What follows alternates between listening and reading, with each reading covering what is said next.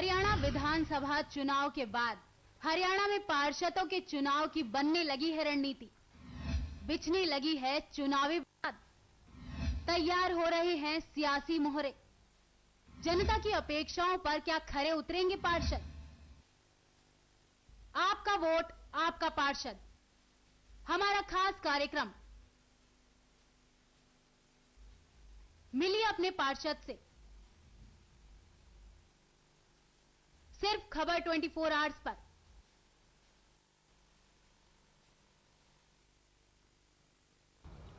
नमस्कार, आप सभी का स्वागत है हमारे खास कार्यक्रम नहीं आए अच्छे दिन में। जी हां, लोकसभा चुनाव से पहले केंद्र सरकार ने जनता से तमाम वादे किए थे जो कि पूरे होते नहीं दिख रहे हैं। केंद्र सरकार ने अपना आम बजट पेश किया जिसमें आम आदमी के लिए कोई खास सुविधा वित्त मंत्री अरुण जेटली की ओर से नहीं दी गई है। अब आपको ज्यादा सहूलियतों के लिए अपनी जेब थोड़ी ढीली करनी पड़ेगी। वित्त मंत्री अरुण जेटली ने साल 2015-16 का आम बजट लोकसभा में पेश किया और कहा कि उनकी सरकार द्वारा उठाए गए सुधारवादी कदमों के कारण देश की शाख दोबारा मजबूत होने से आज अर्थव्यवस्था बेहतर स्थिति में पहुंच गई है। जेटली ने लोकसभा में अपने बजट भाषण के प्रारंभ में कहा कि मैं एक ऐसे आर्थिक परिवेश में यह बजट पेश कर रहा हूं।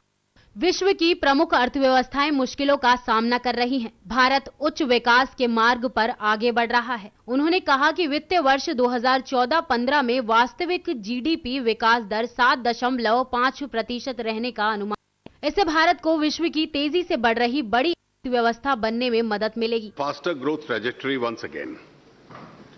The International Monetary Fund has downgraded its earlier forecast of global economic growth by 0.3%. And the World Trade Organization has revised its forecast of the world trade growth from 5.3 to 4%. Forecasts for India, however, have either been upgraded or remained the same without downgrades. Madam Speaker, we have also embraced the states as equal partners in the process of economic growth. States have been economically empowered more than ever before. It is my belief that every rupee of public expenditure, whether undertaken by the centre or the states, will contribute to the betterment of the people's life through job creation, poverty elimination and economic growth. In the last 9 months, the NDA government headed by Prime Minister Shri Narendra Modi has undertaken several significant steps to energize the economy. The credibility of the Indian economy has been re-established. The world is predicting that it is India's chance to fly. Arun Jaitley के budget पेश करने के बाद Congress party ने इसे बकवास करार दिया। साथ ही समाजवादी पार्टी के नरेश अग्रवाल ने भी इस बजट को लेकर सरकार पर निशाना साधा है। वायदों का है। मुख्य बात यह है कि कॉर्पोरेट सेक्टर का जो उन्होंने टैक्स घटाया है, ये इस बजट की सबसे मुख्य बात है। पर जो उम्मीद थी कि ये बजट से हमारे ग्रामीण क्षेत्र में विकास और प्रगति होगी, क्रय शक्ति बढ़ेगी। जब तक इस देश में क्रय शक्ति, खरीदने की ताकत ना बढ़े, तब तक ये अपने देश की अर्थव्यवस्था सुधर नहीं सकती। इस बजट में ग्रामीण क्षेत्र में के लिए और अपने नौजवानों के लिए क्रय शक्ति बढ़ाने का कोई वायदा नहीं है, कोई स्टेप्स नहीं है, कोई कदम नहीं है। सर टैक्स भी बढ़ा बजट लगता है। एक तो 14% के आसपास सर्विस टैक्स बढ़ाया है, तो सारी चीजें महंगी हो जाएगी। तो कहता है कि अच्छे दिन की कामना और बुरे दिन से सामना, ये जनता को हो गया है लगता है। और एक जो मिडिल क्लास है आमतौर पे उसको था कि इनकम टैक्स के स्लैब में कुछ ये होगा, वो एज इट इज है। सबसे है कि अच्छी अच्छी बातें बोल के आशाएं बहुत मोदी जी ने जगा दी और अब बबल फटने का समय आ रहा है। लग रहा है कि कुछ मिला ही नहीं और जनता ये कहने पर मजबूर हो रही है वही कि अच्छे दिन की कामना और बुरे दिन से साफ।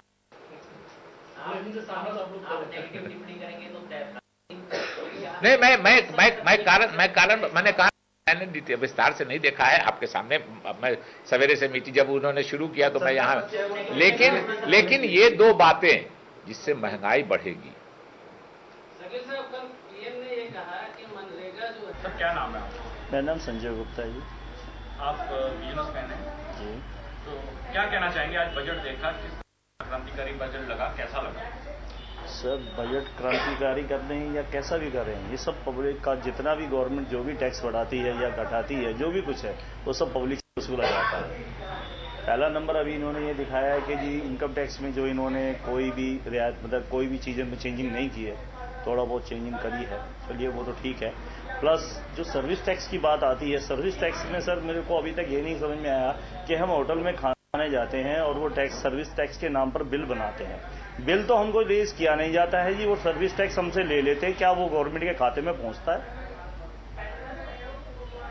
वो सर्विस टैक्स कंप्यूटर में ही तो वो फीड कर रहा है, क्या वो कंप्यूटर से गवर्नमेंट के खाते में जाता है? पहले तो हमें ये पता चले, फिर सर्विस टैक्स हम क्यों पे करें? खाना खाने के बाद अगर सर्विस टैक्स पे करना है तो इससे तो अच्छा है आदमी ना ही खाना खाए, बाहर ना खा के अपने घर में ही खाए। 100 रुपए का माल खाते हैं, उस पर 200 रुपए पे करने पड़ रहे हैं, 100 रुपए का और पे करो। इसके अलावा क्या कहना चाहेंगे, काला धन के ऊपर भी सरकार ने? सर काले धन पे जो हमारे मोदी जी ने पहले जो अपना एक रखा था कि जी मैं काले धन को वापस लाऊंगा, अभी तक उसी पे कोई एक्शन नहीं हो पा रहा, तो मैं आगे काले धन के लिए क्या कह सकते हैं कि इनको जो और पकड़े जाएं, क्या उनको भी सजा होगी या नहीं होगी? तो ऑन द होल बजट कैसा लगा? ऑन द होल बजट ठीक है आपका, बाकी तो आने के बाद पता चलेगा कि क्या और चीज हो रही है क्या नहीं हो रही है, क्योंकि लक्ष्य तो बहुत कुछ दिखाया जाता है, होता कुछ नहीं है, इम्प्लीमेंट किसी चीज में कोई नहीं होती है, सब कुछ ऑल दी ऑल सब घुमा फिरा के पब्लिक के ऊपर ही पड़ता है। तो एवरेज बजट बताएंगे इसे आप, एवरेज बजट। गर्ग जी आप बिजनेसमैन हैं, आज बजट पेश किया गया है, क्या प्रतिक्रिया है? आज जो बजट आया है, अब सालों से हम बजट देखते आ रहे हैं, आज ऐसा लगा कि ये जो बजट है ये हमारे देश का बजट है, एक विजन बजट है। इतने सालों बाद मतलब सब कुछ दिखावा होता था, सब कुछ दूसरे को खुशी के लिए बनाया जाता था, इसमें मुझे तो बड़ा अच्छा लगा। मैं सुबह से टीवी पे देख रहा हूं कि जो चीज दिखाई दे रही है कि विजन दिखाई दे रहा है देश का, हर किसी का भविष्य दिखाई दे रहा है, हर किसी के लिए सरकार ने हर किसी के लिए रखा है, किसानों के लिए रखा है, नौकरी पेशा लोगों के लिए रखा है, उनकी भी वेतन आयोग लागू कर रहे हैं, और मुझे तो बड़ी एक अच्छी खुशबू की बहार दिखाई दे रही है। अब देखिए सरकार ने जो काला धन के ऊपर जो एक्शन लिया है, इतना बड़ा और इतना स्ट्रॉन्ग एक्शन लेना ये केवल मोदी सरकार और अरुण जेटली जैसे दिग्गज बुद्धिजीवी लोग ही कर सकते हैं। इसके अलावा जो 1 करोड़ से ऊपर जो ब्लैक मनी के ऊपर जो इन्होंने जो जुर्माने के लिए रखा है, फैंटास्टिक है, बड़ा अच्छा लगता है। हमें लगता है कि कुछ हो रहा है और आगे भी बहुत कुछ होगा। और रही बात सर्विस टैक्स की बढ़ाने, जैसे हम देख रहे हैं कि सर्विस टैक्स कुछ बढ़ा है, अगर अब हमें कुछ चीज महंगी लेके अगर सरकार के खजाने में कुछ इनकम बढ़ रही है तो इनकम ही तो हमारे पर खर्चा होगा उसका। मैं हैप्पी हूं, मुझे अच्छा लगा, संतुष्टि है, सुकून है, खुशी है, बहार है। वहीं प्रधानमंत्री नरेंद्र मोदी ने जेटली की ओर से पेश किए गए बजट पर अपनी राय दी। पीएम मोदी ने साफ कर दिया कि काले धन को लेकर सरकार पूरी तरह से काम कर रही है। वित्त मंत्री ने कहा कि हमें बर्बादी और निराशा विरासत में मिली है और हमने उचित कदमों के द्वारा इसे उबरने में एक लंबा रास्ता तय किया है। हमारा उद्देश्य जीवन की गुणवत्ता में सुधार और देश के आम आदमी तक सुविधा पहुंचाना है। उन्होंने ये भी कहा कि विकास दर अब दहाई अंक में संभव है। हमारा उद्देश्य महंगाई को काबू में रखना है। इस साल के अंत तक महंगाई दर सिर्फ 5% रहेगी। वित्त मंत्री ने कहा कि उनकी सरकार की मंशा सब्सिडी बंद करना नहीं है, बल्कि उद्देश्यों को हासिल करने के लिए इन्हें बेहतर तरीके से लक्षित करना है। उन्होंने ये भी कहा कि किसानों को ऋण रूप में लगभग 8.5 लाख करोड़ रुपए मुहैया कराए जाएंगे। इसके साथ ही किसानों को सिंचाई के लिए 5,300 करोड़ रुपए आवंटित किए जाएंगे। उन्होंने ये भी कहा कि कुछ नए सामाजिक सुरक्षा योजनाओं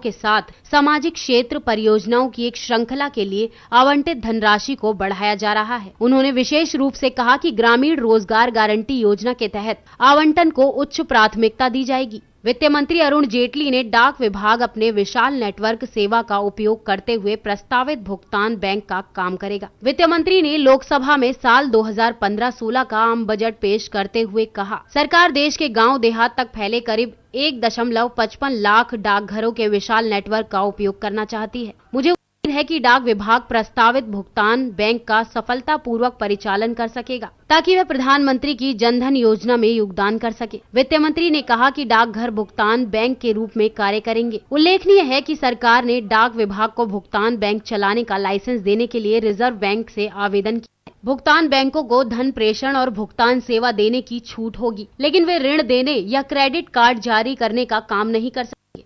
With all humility at my command, I submit that this opportunity has arisen because we have created it. The people of India have voted resoundingly for quick change, faster growth, highest levels of transparency. They wanted the scam, scandal, corruption raj to end.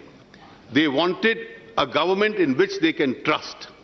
We have lived up to that trust. Our actions have not only been confined to the core or the macroeconomic areas alone.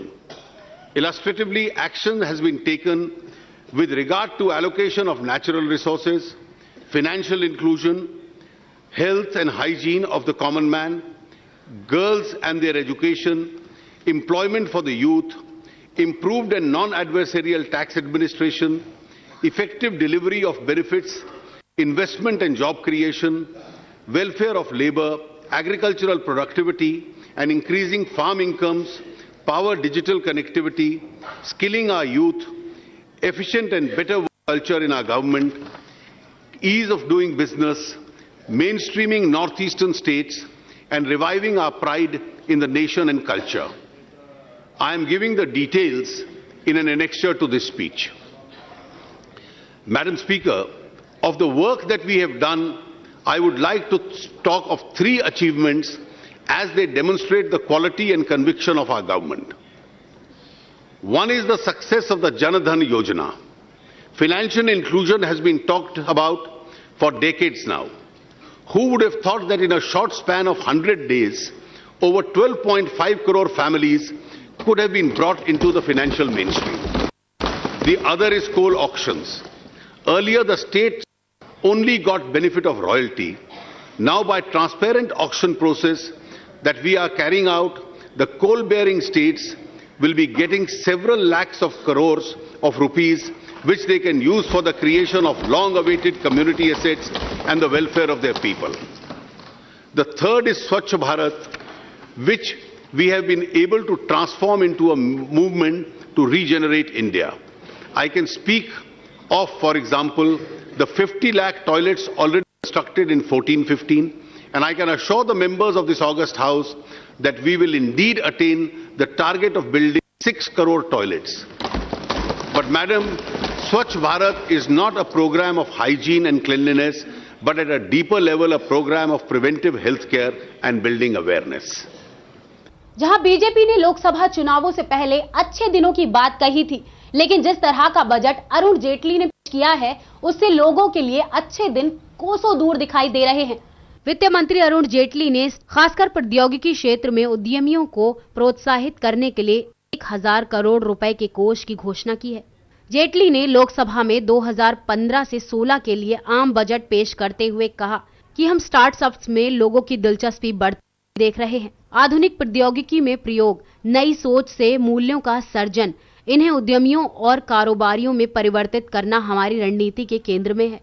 वहीं इससे पहले प्रधानमंत्री नरेंद्र मोदी ने अपनी सरकार की जमकर तारीफ की थी। पीएम मोदी ने न सिर्फ विपक्षी पार्टियों पर जमकर कटाक्ष किया, बल्कि कांग्रेस को मिली हार के कारण भी गिनाए। पीएम मोदी ने कहा कि केंद्र की सरकार देश में आर्थिक सुधार लाने में पूरी तरह से प्रयास कर रही है। साथ ही मोदी ने ये भी कहा कि केंद्र में बनी नई सरकार में विदेशी आय भी बढ़ी है। 60 माननीय सदस्य, उनके विचारों को सुनने का मिला और करीब 40 आदरणीय सदस्यों ने लिखित रूप में अपने प्रतिभाव व्यक्त किए। इस अर्थ में काफी सार्थक चर्चा रही है।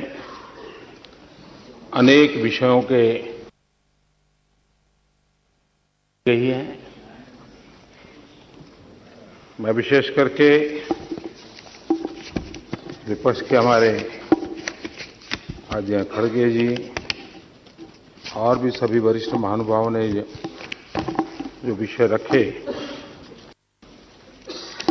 सभी दलों के वरिष्ठ नेताओं ने रखे हैं विषय।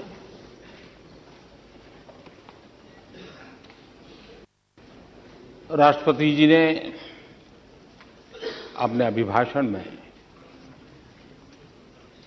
देश की समस्याओं से जूझ रहा है,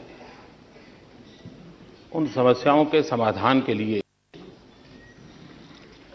क्या प्रयास हो रहे हैं, किस दिशा में हो रहे हैं और किस गति से हो रहे हैं, उसका उल्लेख किया है। ये बात सही है कि कई आदरणीय सदस्यों को लगता होगा कि ये होता तो अच्छा होता, ये होता तो अच्छा होता। मैं इसको सकारात्मक रूप में देखता हूं और विचार व्यक्त करने वाले माननीय सदस्य इस तरफ से हो या उस तरफ से हो, इन अपेक्षाओं का महात्म्य है। अपेक्षाओं का महात्म्य इसलिए भी है कि आपको भरोसा है कि शायद समस्या का समाधान इसी कालखंड में होगा, तो ये अच्छी बात।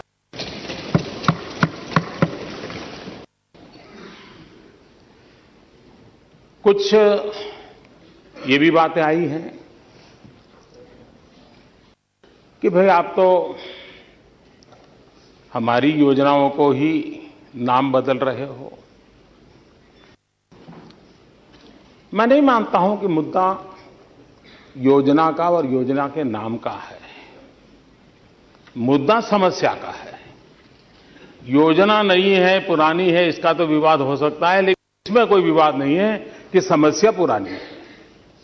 और इसलिए हमें जो समस्याएं विरासत में मिली है, उन समस्याओं का समाधान करने के रास्ते हम खोज रहे हैं। पीएम मोदी ने अपने मंत्रियों की भी पीठ थपथपाई। मोदी ने कहा कि जब केंद्र में बीजेपी की सरकार बनी तो सरकार के आगे देश में सूखे का खतरा बना हुआ। केंद्रीय वित्त मंत्री अरुण जेटली ने आम बजट पेश किया। देश की जनता जिस तरह अरुण जेटली की ओर टकटकी लगाए देख रही थी, उससे जनता की उपेक्षाओं पर नहीं उतर पाए अरुण जेटली। केंद्र में सरकार बनाने से पहले मोदी जी ने जनता से अच्छे दिनों के सपने दिखाए थे, वो शायद अभी बहुत दूर नजर आ रहे हैं। एससी, एसटी, ओबीसी, दलित, पीड़ित, शोषित जो पीछे रह गए हैं, उनको विशेष बल देना। जिन मनरेगा की बड़ी चर्चा होती थी, इतने सालों में मनरेगा में पहली बार गांव के गरीब को रोजी रोटी मिले, इसलिए सर्वाधिक धनराशि गरीबों के रोजगार के लिए लगाई गई है। हमारे देश के छोटे छोटे व्यापारी रेकड़ी चलाते होंगे, सब्जी बेचते होंगे, कपड़े की फेरी करते होंगे, उनको धन प्राप्त करने के लिए बैंक हाथ ऊपर कर देती है, उनको पैसा मिलता नहीं है। उनके लिए धनराशि सरलता से मिले, जितनी चाहिए उतनी मिले, उसके लिए मुद्रा की अलग योजना हमने प्रस्तुत की है। अगले दिनों में उनको काम आने वाली है। इस बजट में काले धन के संबंध में हमारी क्या सोच है, हमारा क्या कमिटमेंट है, इसको पूरी तरह हमने देश के सामने रखा है। अब काला धन वालों का खैर नहीं है, सिवाय जेल अब उनके नसीब में कुछ नहीं है। नया कानून हम ला रहे हैं और आज बहुत विस्तार से काले धन के खिलाफ हमने कड़ी कार्रवाई करने की एक रूपरेखा प्रस्तुत की है। साथ साथ अब काला धन नया तैयार न हो, उसके लिए भी बेनामी ट्रांजैक्शन का जो कारोबार चलता है उसके खिलाफ भी कानून ला रहे हैं। बजट निवेश बढ़ाने वाला भी होना चाहिए, हमारी आर्थिक क्षमताओं को मजबूत बनाने वाला होना चाहिए। इस बजट की सारी योजनाएं निवेश को बढ़ावा देने वाली है, इंफ्रास्ट्रक्चर को आगे बढ़ाने वाली है और सामान्य मानवीय के सपनों को पूरा करने वाली, और मैं कह सकता हूं सबसे ज्यादा रोजगार के अवसर जुटाने वाला ये बजट है। इस बजट में सामान्य मानवीय के लिए इतनी सारी योजनाएं लगाई है, चाहे वो आकस्मिक बीमा की बात हो, जीवन बीमा की बात हो, पेंशन की बात हो, हमारे नौजवानों को पढ़ने के लिए कॉलेज में जो खर्च होता है उसके लिए बैंक में इजीली लोन की व्यवस्था हो, एक के बाद एक सुचारू रूप से व्यवस्थाएं विकसित की है। और सबसे बड़ी बात, खास करके मेरे किसान भाई बहन, खास करके मेरे गरीब भाई बहन, जिनको अपने बुढ़ापे की चिंता है, हिंदुस्तान के हर गरीब से गरीब भी, किसान को भी, खेत मजदूर को भी बुढ़ापे में जब काम करने की स्थिति न रहे उसको पेंशन मिले, ऐसी एक योजना हमने रखी है। पहली बार इस देश में हर नागरिक पेंशन के अंदर कोई न कोई लाभ लेगा, ऐसा एक बहुत बड़ा भगीरथ काम इस बजट के माध्यम से हम करने जा रहे हैं। हमारे साथ इस खास कार्यक्रम में बस इतना ही। बाकी तमाम खबरों से जुड़े रहने के लिए देखते रहिए खबर 24 आवर्स। नमस्कार, मैं रिंकल गुप्ता खबर 24 आवर्स में आपका स्वागत करती हूं। चलिए इस बुलेटिन की शुरुआत करते हैं। तोमाश के एसडीएम पर जाति सूचक शब्द कहने का आरोप लगाते हुए भिवानी में वाल्मीकि समुदाय के लोगों ने सड़क पर उतरकर विरोध प्रदर्शन किया। प्रदर्शन के बाद लोगों ने लघु सचिवालय के बाहर पहुंचकर भिवानी के एसडीएम को डीसी के नाम ज्ञापन सौंपा।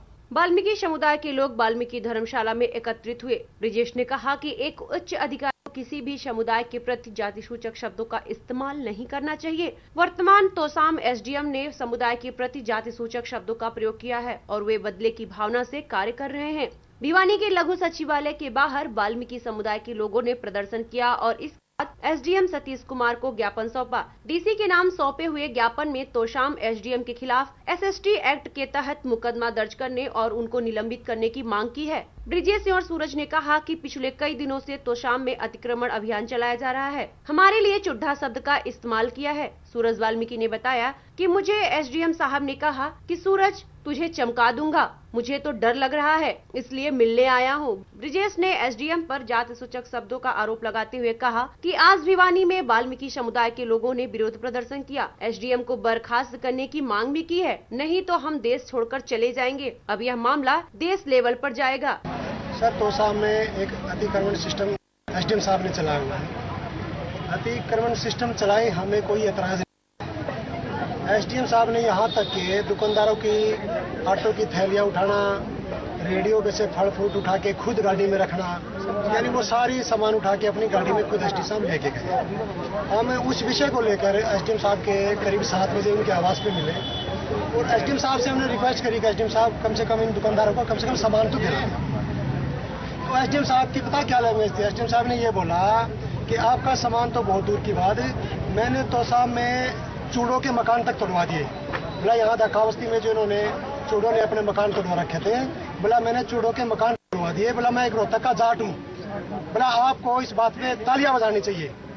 उनको ये नहीं पता था कि वाल्मीकि समाज के लोग भी डेलीगेशन में साथ हैं। ठीक है जी, हम आपके माध्यम से सरकार से ये कहना चाहते हैं, हमारे 3 दिन का हम अल्टीमेटम देना चाहते हैं डीसी साहब को।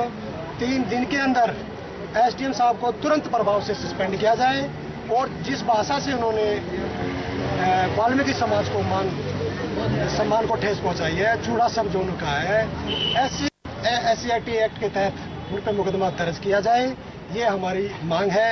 नहीं तो हम सर हम जो ना हम धर्म अपना बदलेंगे और धर्म बदलने तक क्या हम देश भी छोड़ने की बात करेंगे। हम पाकिस्तान में चले जाएंगे, इससे अच्छा तो कम से कम हमें मान सम्मान तो मिलेगा, इस देश में रहने का अधिकार तो मिलेगा कम से कम। तो हमारी ये रिक्वेस्ट है, आपके माध्यम से सरकार से बात आप पहुंचाएं हमारी, और हम सीएम साहब को कहना चाहते हैं कि आप बात करते हैं भारतीय संविधान की, आप बात करते हैं अच्छे नागरिक अच्छा माहौल देने की, और हम फिर ऐसे कम से कम एक ऐसे अधिकारी से हम ये उम्मीद करते हैं। वहीं यमुनानगर में लगातार बलात्कार के मामले सामने आते जा रहे हैं, लेकिन अब सीएम विंडो पर एक महिला ने शिकायत दर्ज कराई है, जिसमें महिला ने प्यार में धोखा देने का आरोप लगाया है। यमुनानगर में पिछले कुछ ही दिनों में रेप के कई मामले तो सामने आए ही थे, लेकिन आज जो मामला सीएम विंडो पर देखने को मिला, उससे यह तो है कि महिला को प्यार में धोखा मिला है। दरअसल मीनू नामक महिला, जो कि शादीशुदा थी, उसकी किसी बात को लेकर अपने पति से विवाद हो गया, लेकिन तभी उसकी जिंदगी में युवक ऐसा आया कि उसने मीनू को अपने ही रंग में रंग लिया और उसने मीनू से वादा किया कि वह उससे शादी कर लेगा अगर वह अपने पति को तलाक दे देगी। मीनू उसकी बातों में आ गई और मीनू ने अपने पति से तलाक ले लिया। तलाक में मीनू को 2.5 लाख रुपए भी मिले, जो कि आरोपी धीरज ने अपने पास रख लिए। मीनू ने उस पर संगीन आरोप लगाया है। मीनू ने सीएम विंडो पर शिकायत दर्ज कराने के बाद एसपी को बताया कि धीरज ने पहले तो उसे शादी का झांसा देकर अपने पास रखा और ऐसे में धीरज ने हरिद्वार में मीनू से शादी का ड्रामा भी किया, लेकिन बाद में उसे गैर पुरुषों के हवाले कर दिया, जिस पर मीनू ने जब एतराज जताया और मीनू ने कहा कि उसे लगातार यातनाएं दी जा रही हैं और उसने आरोप लगाते हुए कहा कि धीरज का कहना न मानने पे उसकी कलाइयों पर ब्लेड से कट भी मारे जाते रहे हैं। मीनू ने एक तरफ तो खाया प्यार में धोखा और दूसरी तरफ जो पूंजी उसे अपने पूर्व पति से मिली थी उसको भी गवा दिया, जबकि मीनू बन गई लोगों के लिए नुमाइश। तरह तरह की यातनाएं लेने के बाद मीनू ने इस मामले में पुलिस में भी शिकायत दी, लेकिन पुलिस ने भी उसकी एक नहीं सुनी। एक के बाद एक थाने में चक्कर काटने के बाद जब मीनू ने सीएम विंडो पर अपनी गुहार लगाई तो इस मामले में संज्ञान लेते हुए एसपी यमुनानगर ने भी इस पर गौर करते हुए संबंधित थानों को इस मामले में तुरंत कार्रवाई करने का आदेश दिया। जबकि मीनू की माने तो उससे पहले तो इंसाफ नहीं मिला, लेकिन अब जब उसने सीएम विंडो पर गुहार लगाई है तो देखना होगा कि क्या उसे इंसाफ मिल पाता है या फिर अभी भी इंसाफ के लिए खाने पड़ेंगे उसे धक्के। एक धीरज नाम का लड़का था, उसने मेरे साथ ना शादी का झांसा दिया उसने मेरे साथ, और 1-1.5 साल से मेरे साथ रह रहा था और उसने मेरे को बहुत परेशान कर दिया। मेरे पहले पति से तलाक भी करवा दिया और 2.5 लाख का लेकर अपने नाम कर दिया और मेरी झूठी रिपोर्टें करवाता फिर रहा है और झूठे किसी से फोन करवाता है, मेरे को धमकियां दवाता है, को जान से मार दूंगा जो तुमने कोई एक्शन लिया मेरे खिलाफ। मैं बहुत परेशान हूँ। मैं 2-3 बार थाने जा चुकी हूँ, 2 महीने से मैं थानों में चौकियों में जा रही हूँ, कोई मेरी नहीं सुन रहा। मैं परेशान हो चुकी हूँ। 1.5 साल से रह रहा है मेरे साथ, मेरे को झूठ मूठ के झांसा देता रहा कि मैं तुझसे शादी करूंगा, मुझसे शादी तक नहीं कर रहा। अब मेरे को धमकियां देता, मैं तुझे जान से मरवा दूंगा, ये कर वो कर दूंगा। मैं बहुत परेशान हूँ। मैं 2 बार एसपी के सामने पेश हुए हैं, डीएसपी के, उन्होंने कोई कार्रवाई नहीं करी अब तक मेरे लिए। मैं 2-3 बार 10-15 दिन से बहुत परेशान रखी हूँ। मैं अपनी फ्रेंड के थ्रू मिली थी, उसने मिलवाया था और वहाँ हमारी जानकारी होने लगी और मैं उससे मिली। उसने कहा मैं तुझसे शादी करूंगा और उसने फिर बाद में मेरे साथ रहने लगे 1-1.5 साल से और हर बार लेके गया झूठ मूठ का चूड़ा चाड़ा पहना के मेरे को ले आया। अपने घर वालों से भी मिलवाया था, माँ बापों से मुझे, और उन्होंने भी कहा कहते हाँ कोई बात नहीं हम तुम्हारी शादी करवा देंगे। अब बाद में वो भी धम कर गए कि हम तुम्हारी शादी नहीं करवाते, तो पहले से ही शादीशुदा है, अब क्यों करवाएं हम तेरी शादी, और जो दोबारा आई हम तुझे जान से मरवा देंगे।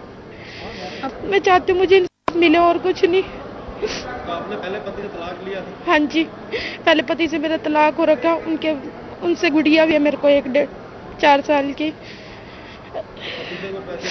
हाँ जी, 2.5 लाख रुपए मिले थे मेरे को तलाक से, 11वें महीने की 9 तारीख को मिले थे मेरे को उनसे, और उसने वो 2.5 लाख रुपए अपने लिए मेरे से ले लिए। कहता मैं गाड़ी गुड़ी कुछ भी निकलवा लेता हूँ अपने नाम पे। उसने गाड़ी निकलवाई और मेरे ऊपर झूठे आरोप लगाता फिरता है और मेरे को धमकाता है कि तू पुलिस थाने गई, चौकियों में गई तो मैं तेरा बुरा हाल कर दूंगा, तुझे जान से मरवा दूंगा। रोज धमकियां दवाता है, नए फोनों से फोन करता है मेरे को। नहीं सर, कोई कार्रवाई नहीं कर रही। 2 महीने से मैं बहुत परेशान हो चुकी हूँ, कभी इस थाने जा कभी उस थाने जा, कोई कार्रवाई नहीं सुन रहा मेरी। अभी एक मीनू औरत आई थी तो हमने कंप्लेंट दी, उसकी पहले चौकी गांधीनगर में उसकी सुनवाई कर रहे हैं और दूसरी पार्टी को बुलाया, कल का टाइम दिया उनको, तो फैक्चुअल जो भी पोजीशन होगी उस पर हम कार्रवाई कर देंगे। मामला क्या बताएं? मामला ये औरत का किसी प्यार था अपने पहले पति से, उसका तलाक हो गया, उसके साथ कहीं लिव इन रिलेशनशिप में रहे, शादी की, एक डिफरेंट इशू है, हमारा कोई ज़्यादा वास्ता नहीं है। तो बाकी उसने जो दरखास्त दी तो उस पर हम कार्रवाई कर रहे हैं। वहीं राज्य मंत्री कृष्णपाल गुर्जर के कार्यालय पर अतिथि अध्यापकों का धरना 17वें दिन भी जारी रहा। अध्यापकों ने विरोध प्रदर्शन करते हुए जिला शिक्षा अधिकारी कार्यालय पर डीईओ के खिलाफ रोष प्रदर्शन भी किया। विगत 17 दिनों से अतिथि अध्यापक केंद्रीय सामाजिक न्याय एवं अधिकारिता राज्य मंत्री कृष्णपाल गुर्जर के सेक्टर 28 स्थित कार्यालय के सामने धरना एवं क्रमिक अनशन जारी किए हुए हैं, मगर उनकी अभी तक कोई सुनवाई नहीं हुई। इसलिए उन्होंने आज धरने में आक्रोश भरते हुए शिक्षा अधिकारी कार्यालय पर डीओ के खिलाफ रोष प्रदर्शन किया और सरकार के खिलाफ नारेबाजी की। इस संबंध में अतिथि अध्यापक संघ के जिला प्रधान रघुनाथ शास्त्री ने बताया कि मंत्री कार्यालय के सामने अध्यापकों का धरना एवं क्रमिक अनशन लगातार जारी है। उन्होंने बताया कि जिला शिक्षा अधिकारी कार्यालय में दिसंबर 2014 में उप निदेशक जगजीत कौर के साथ जिला शिक्षा अधिकारी राजीव अरोड़ा ने अतिथि अध्यापकों की योग्यता प्रमाण पत्रों की जांच की थी। सरकार ने रिपोर्ट के आधार पर गलत आरोप लगाकर फरीदाबाद से 2 बार में 104 अतिथि अध्यापकों को हटा दिया। इस बात को लेकर अध्यापकों में जिला शिक्षा अधिकारी के प्रति भारी रोष है। साथ ही उन्होंने चेतावनी देते हुए कहा कि अगर उनकी मांगों को जल्द से जल्द पूरा नहीं किया गया तो आने वाले 1 मार्च से शिक्षा मंत्री रामविलास शर्मा के निवास स्थान महेंद्रगढ़ में धरना देंगे। वहीं अतिथि अध्यापक सुषमा की माने तो 10 फरवरी को जब वो स्कूल में पहुंची तो उन्हें पता लगा कि उन्हें नौकरी से बर्खास्त कर दिया गया है। बर्खास्त करने से पहले सरकार द्वारा कोई नोटिस नहीं दी गई। वो अपना काम विधिवत रूप से और ईमानदारी के साथ कर रही थी। उनकी नियुक्ति 2008 में हुई थी। सब कुछ ठीक ठाक चल रहा था। पता नहीं अचानक सरकार ने इतना बड़ा फैसला बिना किसी नोटिस के कैसे ले लिया। इसका पुरजोर विरोध करती हैं और चेतावनी देते हुए उन्होंने कहा कि जब तक उनकी मांगे पूरी नहीं हो जाती तब तक उनका प्रदर्शन जारी रहेगा। वहीं इस संबंध में मंत्री कृष्णपाल गुर्जर के पीए कौशल बाटला की माने तो अतिथि अध्यापकों से उनका कोई लेना देना नहीं है। हाई कोर्ट के आदेशानुसार इनको नौकरी से निकाला गया है। इसके बावजूद भी उन्होंने अपना फर्ज निभाते हुए रामविलास शर्मा से इनकी मुलाकात की बात की, जो 1 मार्च को होगी। अध्यापक संघ वाले धरने में बैठे पिछले 17 दिन। देखिए, अध्यापक संघ वाले धरने में बैठे हैं, ये हमारा मैटर नहीं है। ये हाई कोर्ट ने ऑर्डर किया है। जो उसमें धांधलियां हुई थी उसके खिलाफ जो भी इनके एविडेंस हुए उसके खिलाफ उन्होंने ऑर्डर दिया और वो बंदे निकले हैं। हमने फिर भी इनके बातों को संज्ञान में लिया है अपनी, और हमने शिक्षा मंत्री से बात करने के लिए इनको आज का टाइम दिलाया था, लेकिन अचानक पूर्व मुख्यमंत्री मास्टर हुकुम सिंह जी के निधन के कारण, छुट्टी होने के कारण इनको मंगलवार का टाइम दिलाया गया है। तो ये वहां जाके अपनी बात रखेंगे और कोशिश करेंगे कि इनकी बात का समाधान। रघुनाथ जी, 16 दिन हो गए आप धरना दे रहे हैं कृष्णपाल गुर्जर घर के सामने, किस बात को लेकर धरना दे रहे हैं आप? कुछ अतिथि अध्यापकों को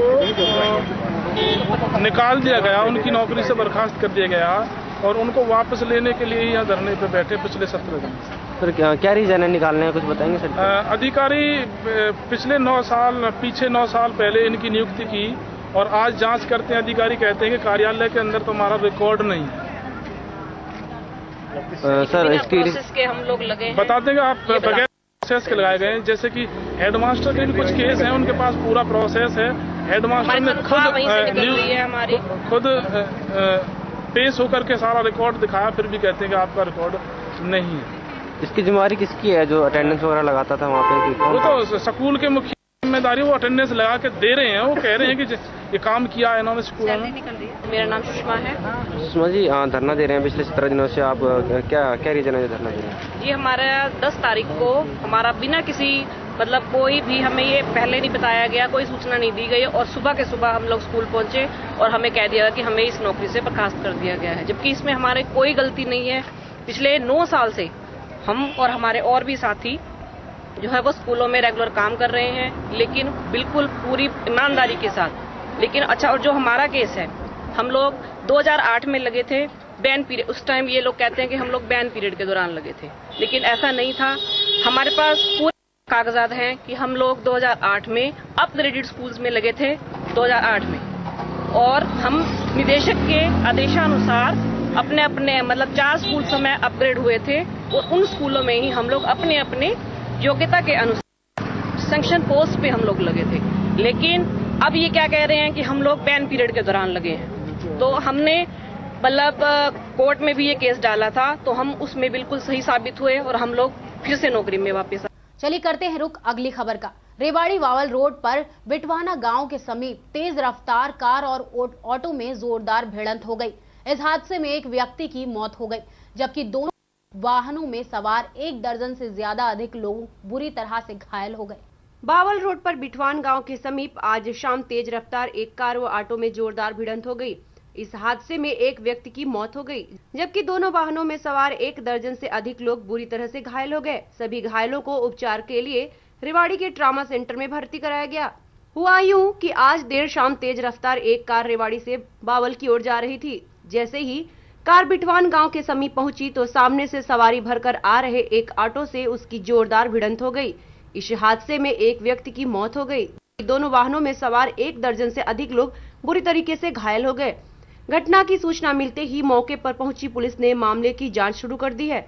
हादसे का कारण दोनों वाहनों का तेज रफ्तार होना बताया रहा है। हमें सूचना मिली थी बिठवान नेट से के पास एक एक्सीडेंट हुआ, तो मौके पे पहुंचे तो एक अल्टो कार और एक 3 व्हीलर का एक्सीडेंट हुआ है, जो जिसमें 10-12 व्यक्ति यानी कि इंजर्ड बता रहे।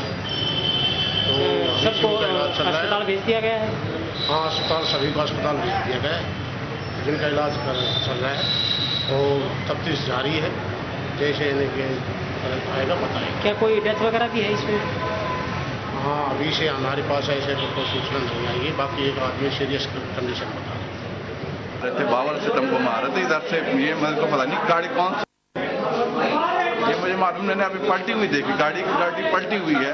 मैंने जब कितने लोगों को चोट लगी है लगभग? अब कितने सर, जितने ऑटो में कितने लोग सवार थे? कम से कम होंगे 12-14 सवारी, 12-13 सवारी टेम्पो में थी। हाँ जी, सभी लगभग सभी को सबको चोट लगी है। सबको मतलब कोई प्रोसेस नहीं, जो सब चोट लगी है। कहाँ पर हुआ ये एक्सीडेंट? ये बिठवाना से थोड़ी सी आगे। वहीं फरीदाबाद में अब दिल्ली से भी ऊंचा तिरंगा लहराएगा। जी हां, फरीदाबाद के सेक्टर 12 के टाउन पार्क में 3 मार्च को दिल्ली से ऊंचा ही नहीं बल्कि पूरे देश में सबसे ऊंचा 242 फुट ऊंचा तिरंगा शहर की शान बढ़ाने जा रहा है। फरीदाबाद अपनी धरोहरों और सूरजकुंड हस्तशिल्प मेले के लिए भी जाना जाता है, लेकिन अब इस शहर की पहचान पूरे देश की शान तिरंगा झंडा बनेगा, जिसे देखकर अब यहाँ के लोग गर्व से सीना तान कर कहेंगे, मेरी जान है तिरंगा, मेरी शान है तिरंगा। फरीदाबाद के सेक्टर 12 टाउन पार्क स्थित इन दिनों 3 मार्च को देश में सबसे ऊपरी शिखर पर लहराने वाले तिरंगे की तैयारी जोरों शोरों पर चल रही है। टाउन पार्क के बीचों बीच में लगने वाले इस तिरंगे की ऊंचाई सुनेंगे तो चौंक जाएंगे। दिल्ली के कनॉट प्लेस में लगे इंडिया के सबसे ऊंचे तिरंगे को आपने देखा ही होगा। उसकी ऊंचाई 207 फुट है। वहीं फरीदाबाद में लगने वाले इस तिरंगे की ऊंचाई 242 फुट है। यही तिरंगा देश का सबसे ऊंचा तिरंगा होगा, जो आने वाली 3 मार्च को हवा में लहराता हुआ नजर आएगा। सूत्रों के अनुसार पता चला है कि इस दिन तिरंगे को लहराने के लिए शहर में विशेष अतिथि आने वाले हैं, जिनमें से फिल्म अभिनेता रणबीर कपूर, भोजपुरी कलाकार एवं सांसद मनोज तिवारी, भाजपा राष्ट्रीय अध्यक्ष अमित शाह के साथ साथ हरियाणा मुख्यमंत्री मनोहर लाल खट्टर शिरकत करेंगे।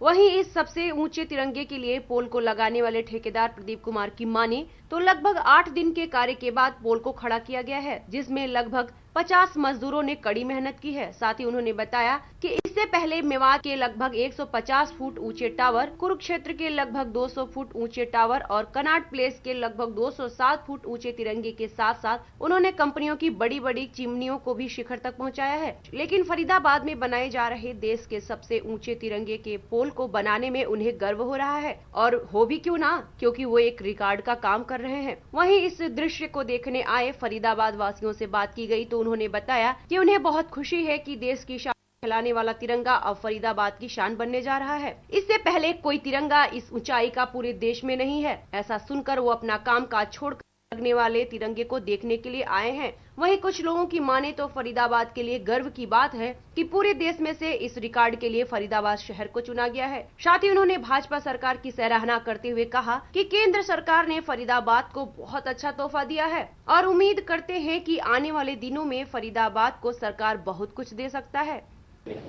हमारे फरीदाबाद की पहचान हर्षित मेला और कुछ ऐसे चेहरे थे जिनकी वजह से हमारी फरीदाबाद की पहचान होती थी, लेकिन अब 3 तारीख को एक ऐसे उद्घाटन के बाद हमारी फरीदाबाद की पहचान देश में सर्वप्रिय हो जाएगी। हमारे साथ खास बातचीत करने के लिए फरीदाबाद से विधायक विपुल गोयल जी हैं, इनसे जानते हैं। सर, राष्ट्रीय ध्वज तिरंगा जितना ऊंचा हो हमारी शान और बढ़ती है, और फरीदाबाद में टाउन पार्क में आपकी आर्थिक प्रयासों से इसे लगाया जा रहा है, क्या कहेंगे सर? ये फरीदाबाद का ही नहीं, ये हिंदुस्तान का और वर्ल्ड का तिरंगा जो है, वर्ल्ड के अंदर सबसे टॉलेस्ट और बिगेस्ट है, इसको लिम्का बुक ऑफ रिकॉर्ड वाले दर्ज करने आ रहे हैं। और ये जो हमारी आन बान शान का प्रतीक है तिरंगा, और फरीदाबाद के लोगों के लिए एक बहुत ही प्राइड की, गर्व की बात है कि तिरंगा हमारे फरीदाबाद में फहराया जा रहा है। सर फहराया जा रहा है, 3 तारीख को उद्घाटन समारोह है, कौन कौन आ रहे हैं इस उद्घाटन समारोह के लिए? इसको जो झंडे को इनॉग्रेट करने के लिए हमारे राष्ट्रीय अध्यक्ष श्री अमित शाह जी और हमारे माननीय मुख्यमंत्री मनोहर लाल जी और केंद्र से हमारे पेट्रोलियम मिनिस्टर धर्मेंद्र प्रधान जी और हमारे जो प्रभारी हैं और राष्ट्रीय सचिव अपने डॉक्टर अनिल जैन जी और फिल्म इंडस्ट्री से हमारे इसको करने के लिए अपने रणबीर कपूर यहाँ पर आ रहे हैं। इसके अलावा हमारे कैबिनेट के साथी लोग जो हरियाणा कैबिनेट के, हरियाणा के एमएलएज काफ़ी मात्रा में, और इसको फहराते वक्त जो यहाँ का इसका उपस्थित होंगे मेरे शहर की गणमान्य जनता। सर अभी तक सीपी में सबसे ऊंचा झंडा था, अब टाउन पार्क में लगने जा रहा है। सबसे पहले इसमें आपका बहुत सहयोग है, आपको कब ऐसा लगा कि टाउन पार्क में भी एक ऐसा झंडा होना चाहिए? मेरे को लगा कि फरीदाबाद के अंदर भी एक तिरंगा होना चाहिए। सोच थी, बहुत पुराने से मेरी सोच थी कि फरीदाबाद के अंदर भी तिरंगा होना चाहिए। लेकिन जब से मुझे फरीदाबाद के लोगों ने अपना जनप्रतिनिधि बनाया और मेरे को जिम्मेदारी दी कि फरीदाबाद जो अपना स्वरूप खो चुका है उसे रिवाइव करने की जिम्मेदारी दी, फरीदाबाद को दोबारा, जो कि अब विश्व के मानचित्र पर था, एशिया का मैनचेस्टर कहलाता था, वो अपना स्वरूप खो चुका था, उसको लाने के लिए जब जिम्मेदारी मुझे दी गई तो मैंने उसके लिए एक प्रयास है, आगे और बड़े बड़े प्रयास होंगे कि फरीदाबाद को विश्व के और एशिया के मानचित्र पर लाया जा सके। सर क्या क्या सुविधाएं होंगी? तो सुनने में आ रहा है कि रात के समय वहाँ लाइटिंग की जाएगी, सीसीटीवी कैमरे होंगे। अब कितनी फीट है सर वो उसकी ऊंचाई?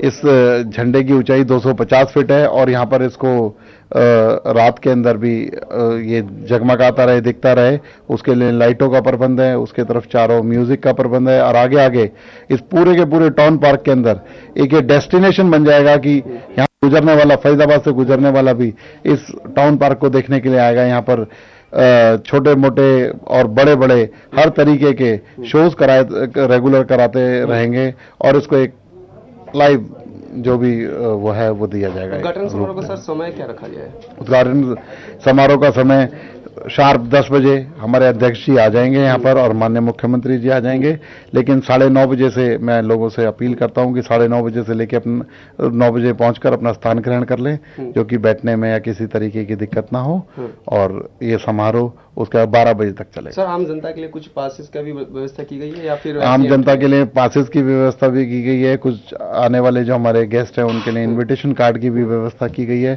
तो ये सब लोगों तक पहुंच रहा है, लोगों तक पहुंचाया। पासेस यहाँ से भी डिस्ट्रीब्यूट हो रहे हैं और हमारे जितने भी सम्मानित एमएलए हैं सबके यहाँ से थोड़े थोड़े पासेस कल के बाद से डिस्ट्रीब्यूट होने शुरू हो जाएंगे। 3 तारीख के बाद सर फरीदाबाद को एक नई पहचान मिल जाएगी। फरीदाबाद को बिल्कुल नई पहचान मिल जाएगी। नई पहचान तो फरीदाबाद को आगे बहुत मिलनी है, लेकिन एक कदम हम आगे बढ़ जाएंगे इस नई पहचान की। इस बुलेटिन में चला है एक छोटे से ब्रेक का, कहीं मत जाइएगा।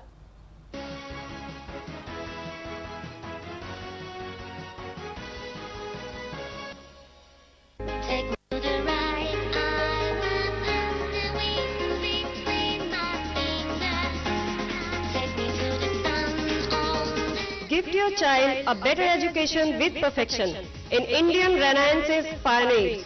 The name of Swami Dayanand Saraswati is on the top. Inspired from his thoughts and ways, there emerged a radiant star in the clear sky of education, which is known as Arya Vidya Mandir.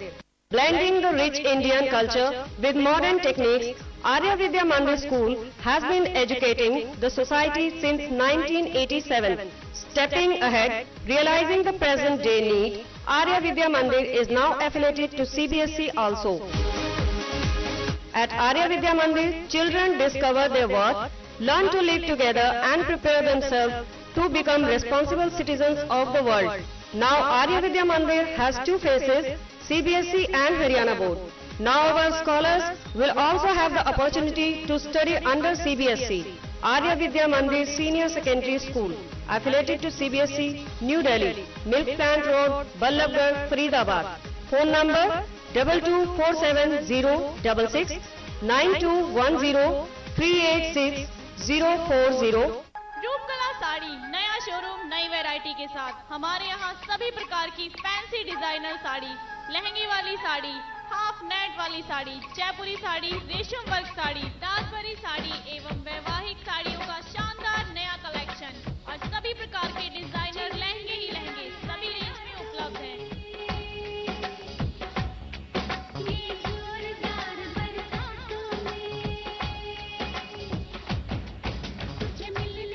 हमारा पता रूपकला साड़ी बद्री हलवाई के साथ वाली near Raju cable office, main बाजार, बल्लभगढ़।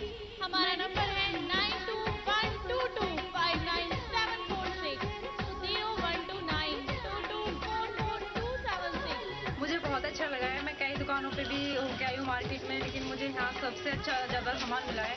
काफ़ी varieties मिली है यहाँ पे और मतलब आगे भी मैं यहाँ से यहीं से शॉपिंग करूँगी। रेट के मामले में बहुत अच्छी है, बहुत सस्ता यहाँ पे मिल रहा है कि और ज़्यादा मैंने पहले भी और मार्केट में पता किया है तो वहाँ के मुकाबले बहुत सस्ता मिल रहा है। SRS फार्म होम पलवल में 2 BHK residential apartment main Mathura road से 500 मीटर दूर, दिल्ली बॉर्डर से 35 मिनट दूर, रेलवे स्टेशन से 2 किलोमीटर दूर, बस स्टॉप से 2 किलोमीटर दूर। अभी बुक करें, संपर्क करें 0129432300 या फिर 43230001। पता SRS tower 3rd floor near metro station Mewla, Maharajpur, GT road, Faridabad.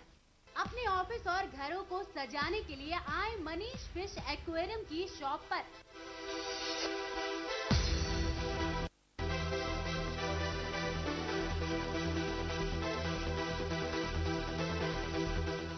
एक जेब एक near Kalyan Singh road, NIT Faridabad. हमारा नंबर है 9990919494 9971711156 9212042930 9136207821।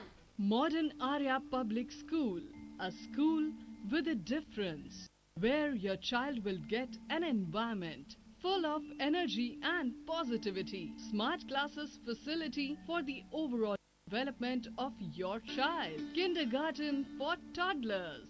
Sports and spacious activity area.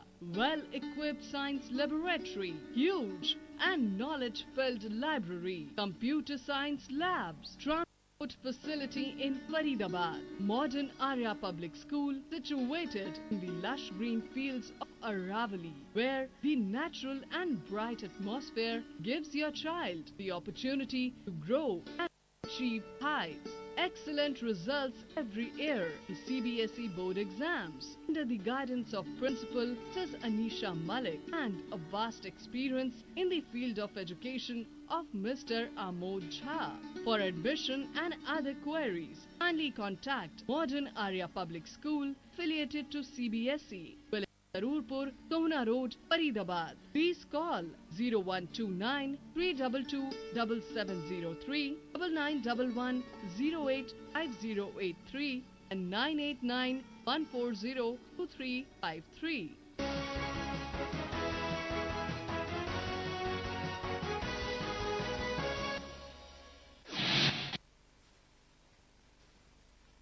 Haryana विधानसभा चुनाव के बाद हरियाणा में पार्षदों के चुनाव की बनने लगी है रणनीति, बिछने लगी है चुनावी बेसात, तैयार हो रहे हैं सियासी मोहरे।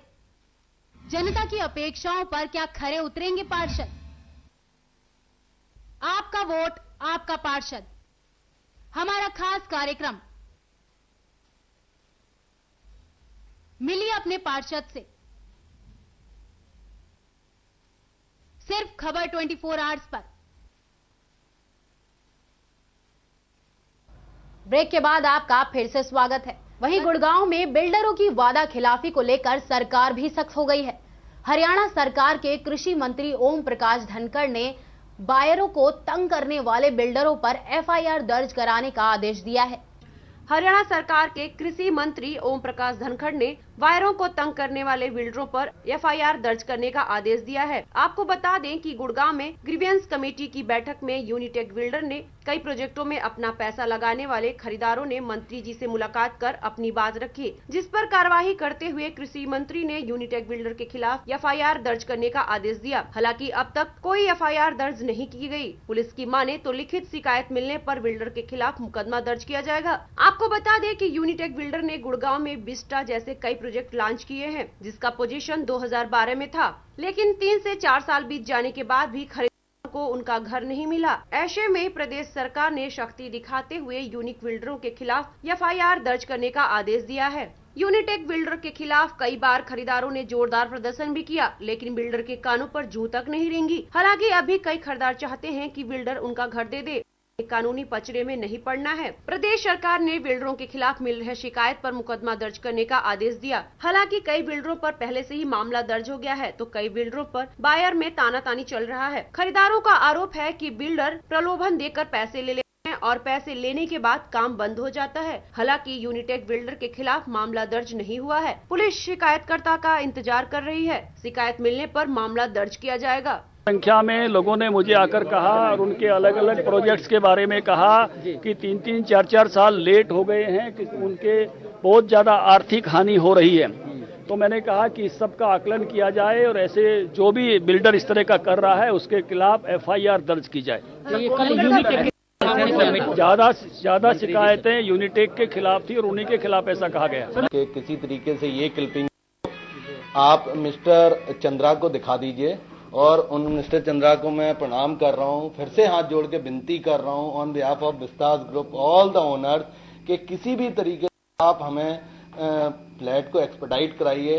एंड उसके साथ साथ एक और विनती है कि नॉट ओनली विस्तास, सनब्रिज, रेजिडेंसीज और भी जो प्रोजेक्ट गुड़गांव में चल रहे हैं उन सब पे एक्सपेडाइट कराइए। अगर आपको कहीं पे फाइनेंशियली, एडमिनिस्ट्रेटिवली, लीगली या कोई भी सपोर्ट ओनर्स के लेवल पे चाहिए, जनता की आवाज के लेवल पे चाहिए, तो हमें बताएं, हम उनकी हेल्प करने को तैयार हैं, क्योंकि हमें अपना घर जल्दी से जल्दी चाहिए। ये हमारी विनती है चंद्रा साहब से direct.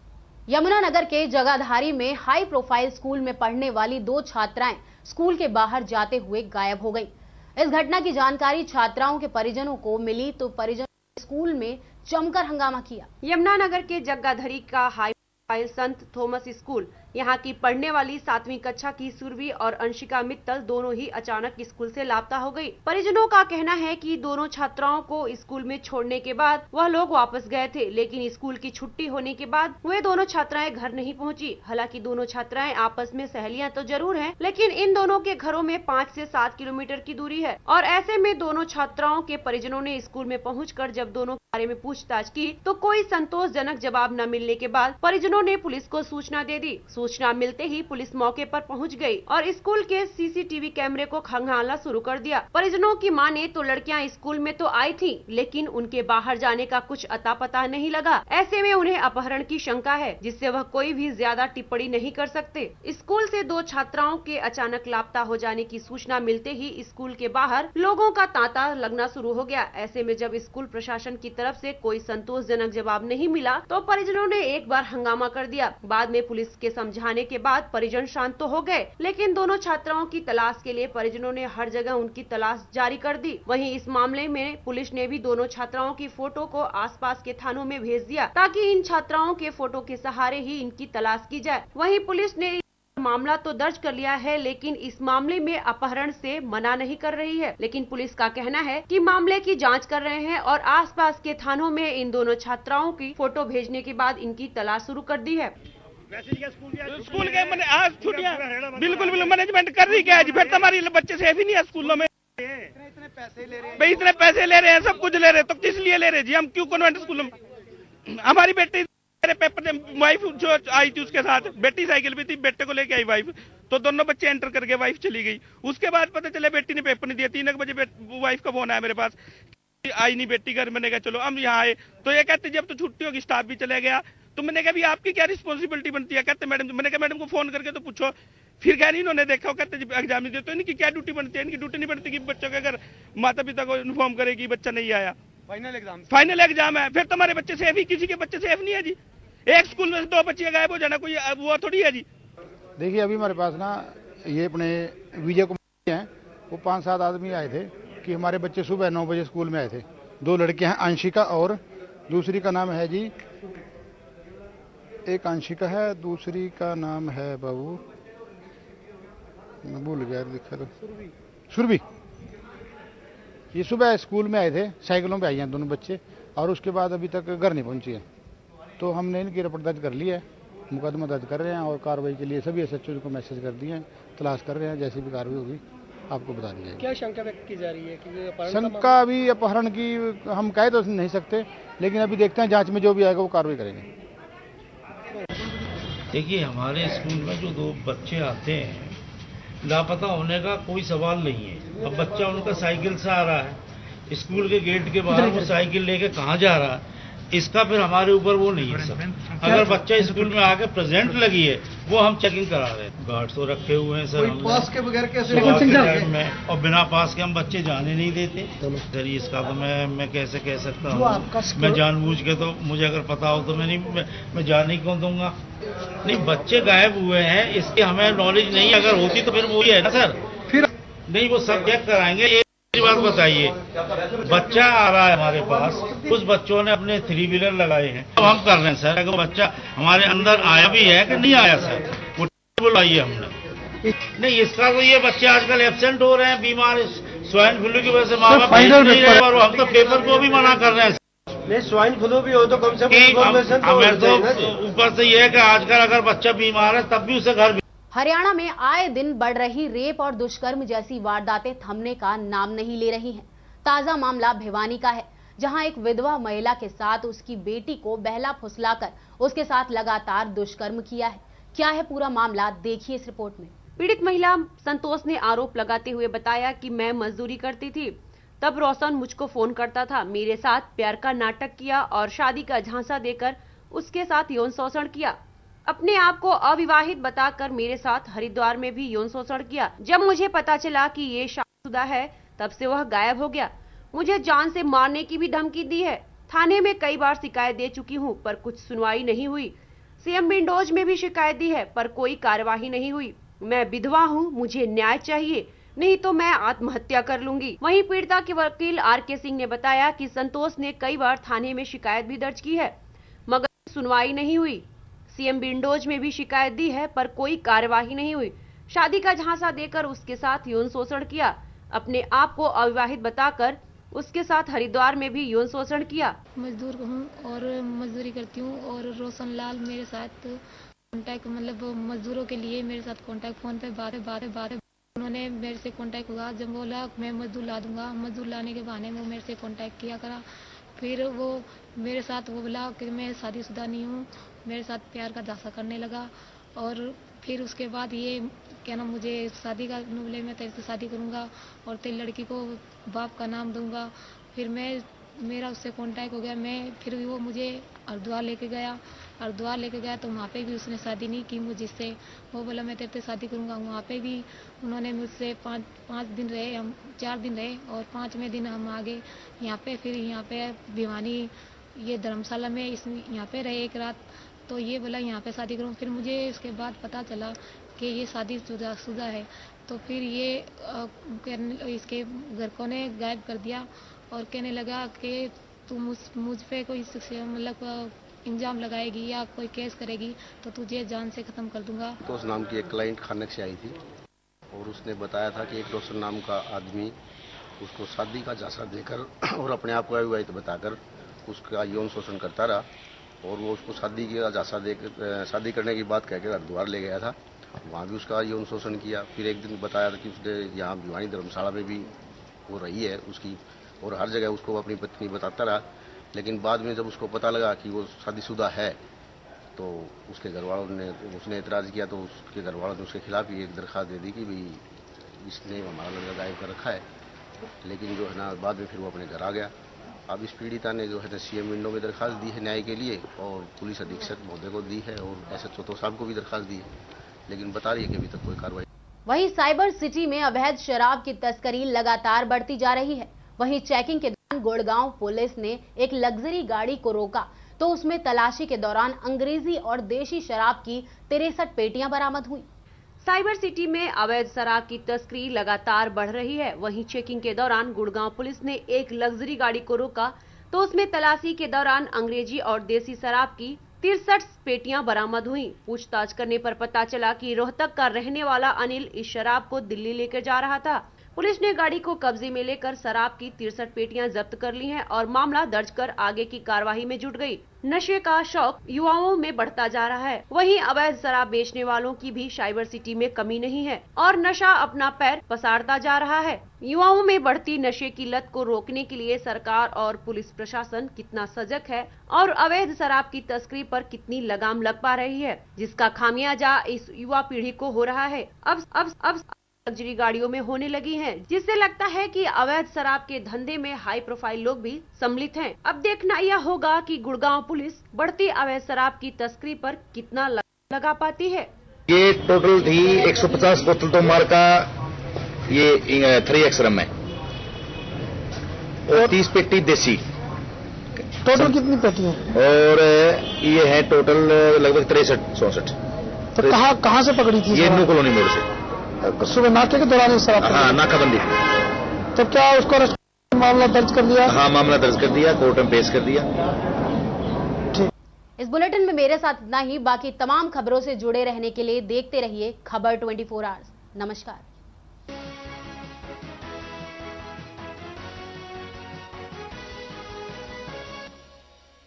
Take me to the right.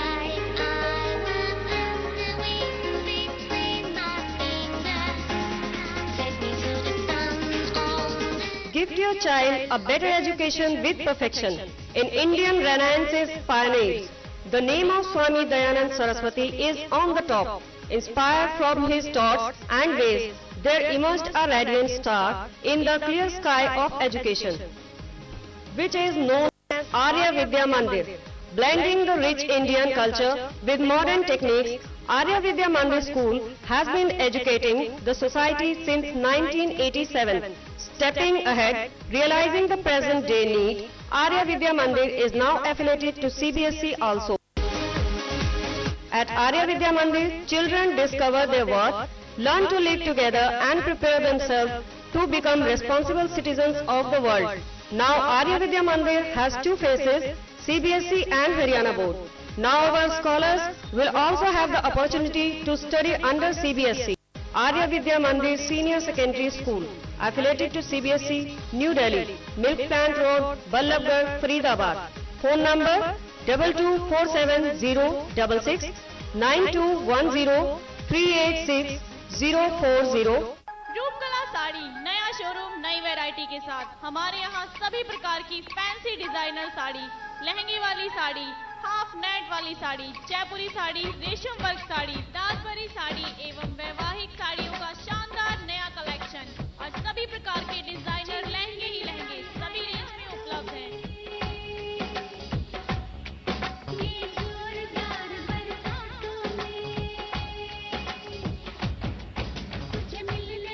हमारा पता रूपकला साड़ी, बद्री हलवाई के साथ वाली गली, near Raju cable office, main बाजार, बल्लभगढ़। हमारा नंबर है 9212259746 012922444276। मुझे बहुत अच्छा लगा है। मैं कई दुकानों पे भी होके आई हूँ मार्केट में, लेकिन मुझे यहाँ सबसे अच्छा ज़्यादा सामान मिला है।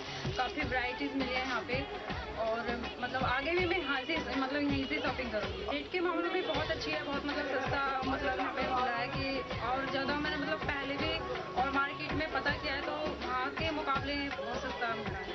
SRS फार्म होम पलवल में 2 BHK residential apartment, main Mathura road से 500 मीटर दूर, दिल्ली बॉर्डर 35 मिनट दूर, रेलवे स्टेशन से 2 किलोमीटर दूर, बस स्टॉप से 2 किलोमीटर दूर।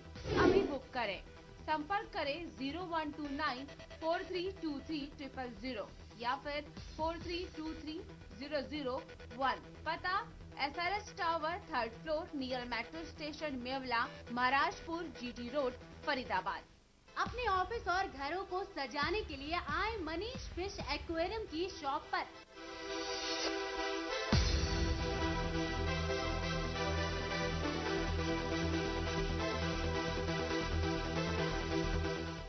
J/1 near Kalyan Singh road, NIT Faridabad. हमारा नंबर है 9990919494, 9971711156, 9212042930, 9136207821। Modern Arya Public School, a school with a difference, where your child will get an environment full of energy and positivity. Smart classes facility for the overall development of your child. Kindergarten for toddlers. Sports and spacious activity area.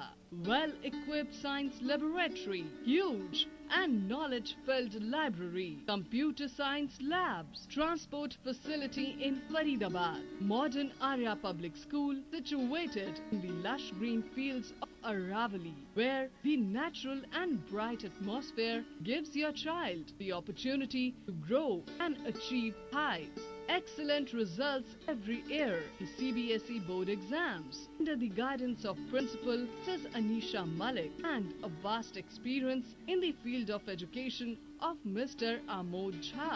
For admission and other queries, kindly contact Modern Arya Public School affiliated to CBSE, Village Sarurpur, Sohna Road, Faridabad. Please call 0129 322 7703, 9911 085083 and 989 140 2353.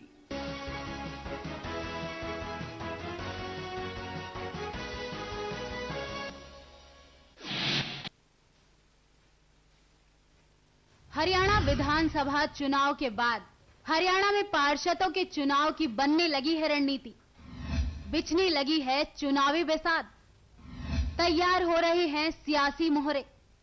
जनता की अपेक्षाओं पर क्या खरे उतरेंगे पार्षद? आपका vote आपका पार्षद, हमारा खास कार्यक्रम। मिलिए अपने पार्षद से। सिर्फ खबर 24 आवर्स पर। नमस्कार, खबर 24 आवर्स में मैं रिया आप सभी का बहुत बहुत स्वागत करती हूं। करनाल में स्वाइन फ्लू का कहर रुकने का नाम नहीं ले रहा है। अब तक एक महिला सहित 2 केस और सामने आए हैं। करनाल में स्वाइन फ्लू का कहर रुकने का नाम नहीं ले रहा है। करनाल में अभी तक 17 केस स्वाइन फ्लू के संदिग्ध मरीज आए हैं, जिनमें से 6 लोग पॉजिटिव पाए गए हैं और 3 लोगों की मौत हो चुकी है। आजकल पूरे देश में स्वाइन फ्लू से देश भर में अब तक करीब 1000 लोगों की मौत हो चुकी है और स्वास्थ्य विभाग इसके प्रति आज तक सजग नहीं है। बीमारी लोगों को अपनी चपेट में ले रही है। करनाल में भी ये बीमारी अपने पैर पसार रही है। अभी तक डॉक्टरों की रिपोर्ट के मुताबिक 17 केस स्वाइन फ्लू संदिग्ध आए हैं और 6 लोगों में ये पॉजिटिव पाए गए हैं, जिनमें से 3 लोगों की मौत हो चुकी है। करनाल में आज भी एक महिला सहित 2 लोगों की भर्ती की गई, जिन्हें कल्पना चावला मेडिकल कॉलेज में सैंपल के लिए लाया गया, जिसके बाद दोनों संदिग्धों को स्वाइन फ्लू के वार्ड में रखा गया है। जिनमें से अभी 3 की रिपोर्ट आनी बाकी है। इनमें से 6 की रिपोर्ट जो है वो फ्लू इन्फ्लुएंजा के लिए H1N1 के लिए पॉजिटिव आई थी। इस समय हमारे पास 2 मरीज हमारे आइसोलेशन में एडमिट हैं, जिनकी हालत अभी पहले से सुधार है और पिछले 2 दिन में हमारे पास कोई अभी नया पेशेंट हमारे हॉस्पिटल में नहीं आया जिसका कि हमने सैंपल लिया। उसके लिए प्रिकॉशन क्या रहेगा? स्वाइन फ्लू एक आम वायरल इलनेस जो मौसम चेंज होने पर जैसे लोगों को खांसी जुकाम बुखार कॉमन इन्फ्लुएंजा होता है, कॉमन फ्लू होता है, उसी तरह की बीमारी है। इसमें मोर देन 90% लोगों को हल्की बीमारी होके ही लोग ठीक हो जाते हैं, जैसे कि हल्का गला दर्द होना, खांसी जुकाम होना। कुछ एक लोगों को तेज बुखार चढ़ता है जो 102 तक जाता है और कुछ ही परसेंट जो मुश्किल से 1-2% केसेस हैं जिनको निमोनिया हो जाता है, जिनको सांस चढ़ता है, ऑक्सीजन की कमी होने लग जाती है, खांसी वगैरह होता है। वो मरीज सीरियस होते हैं जिनको एडमिशन के बाद इलाज की जरूरत होती है। 90% लोगों, तकरीबन मेरे हिसाब से 90% लोगों को एडमिशन की जरूरत नहीं होती, वो घर में ही ठीक हो जाते हैं विद ट्रीटमेंट। और प्रिकॉशंस की जहां तक बात है, इसमें सबसे ज्यादा प्रिकॉशन ये है कि लोगों को भीड़ भड़ी, आजकल जब से सीजन है तो लोगों को भीड़ भाड़ वाली जगह पर नहीं जाना चाहिए। जैसे शादी गैदरिंग होती हैं, ऐसी जगह पर थोड़ा अवॉइड करना चाहिए। मॉल्स वगैरह में जाना है, एक हाथों को बार बार धोएं तो अच्छा रहेगा, क्योंकि एक कोई मरीज है उसके कीटाणु दरवाजों की नॉब पर या मेज पर, कुर्सी पर, ऐसी जगह पर लगे हो सकते हैं जो 2 घंटे तक वहाँ वायरस जिंदा रहता है। गोला पुलिस की कार्यवाही से असंतुष्ट लोगों ने चीका पटियाला मार्ग पर जाम लगा दिया, जिससे राहगीरों को काफी परेशानी का सामना करना पड़ा। आज गोला पुलिस की कार्यवाही से असंतुष्ट लोगों ने चीका पटियाला मार्ग पर जाम लगा दिया, जिससे राहगीरों को काफी परेशानी का सामना करना पड़ा। लेकिन वहीं इंसानियत दिखाते हुए जाम के दौरान मरीज को कैथल से पटियाला लेकर जा रही एम्बुलेंस भी जाम में फंस गई, जिसे जाम लगाने वाले लोगों ने जाम हटाकर एम्बुलेंस को जाने दिया। मामला गुला के रिशपाल सिंह का, जिसने तकरीबन 1 महीने पहले गुला थाना में शिकायत दर्ज करवाई, जिसमें उन्होंने गुला के ही कुछ लोगों द्वारा उनके घर में घुसकर जानलेवा हमला करने का आरोप लगाया था। लेकिन 1 महीना बीत जाने पर भी पुलिस द्वारा कोई कार्रवाई नहीं की गई और बीती रात फिर से रिशपाल पर हमला हुआ, जिसके बाद भी गुला पुलिस ने आरोपियों के खिलाफ कोई कार्रवाई नहीं की, जिससे क्षुब्ध होकर रिशपाल और उसके परिजनों ने इकट्ठा होकर मार्ग पर जाम लगा दिया और गुला पुलिस के खिलाफ जमकर नारेबाजी भी की। ऐसा मेरे ऊपर हमला हुआ था 28 तारीख को रात को मेरे घर पे। 7-8 आदमी आए मेरे घर के अंदर बढ़ के और मुझे लाठी गड़ासियों के साथ मारा।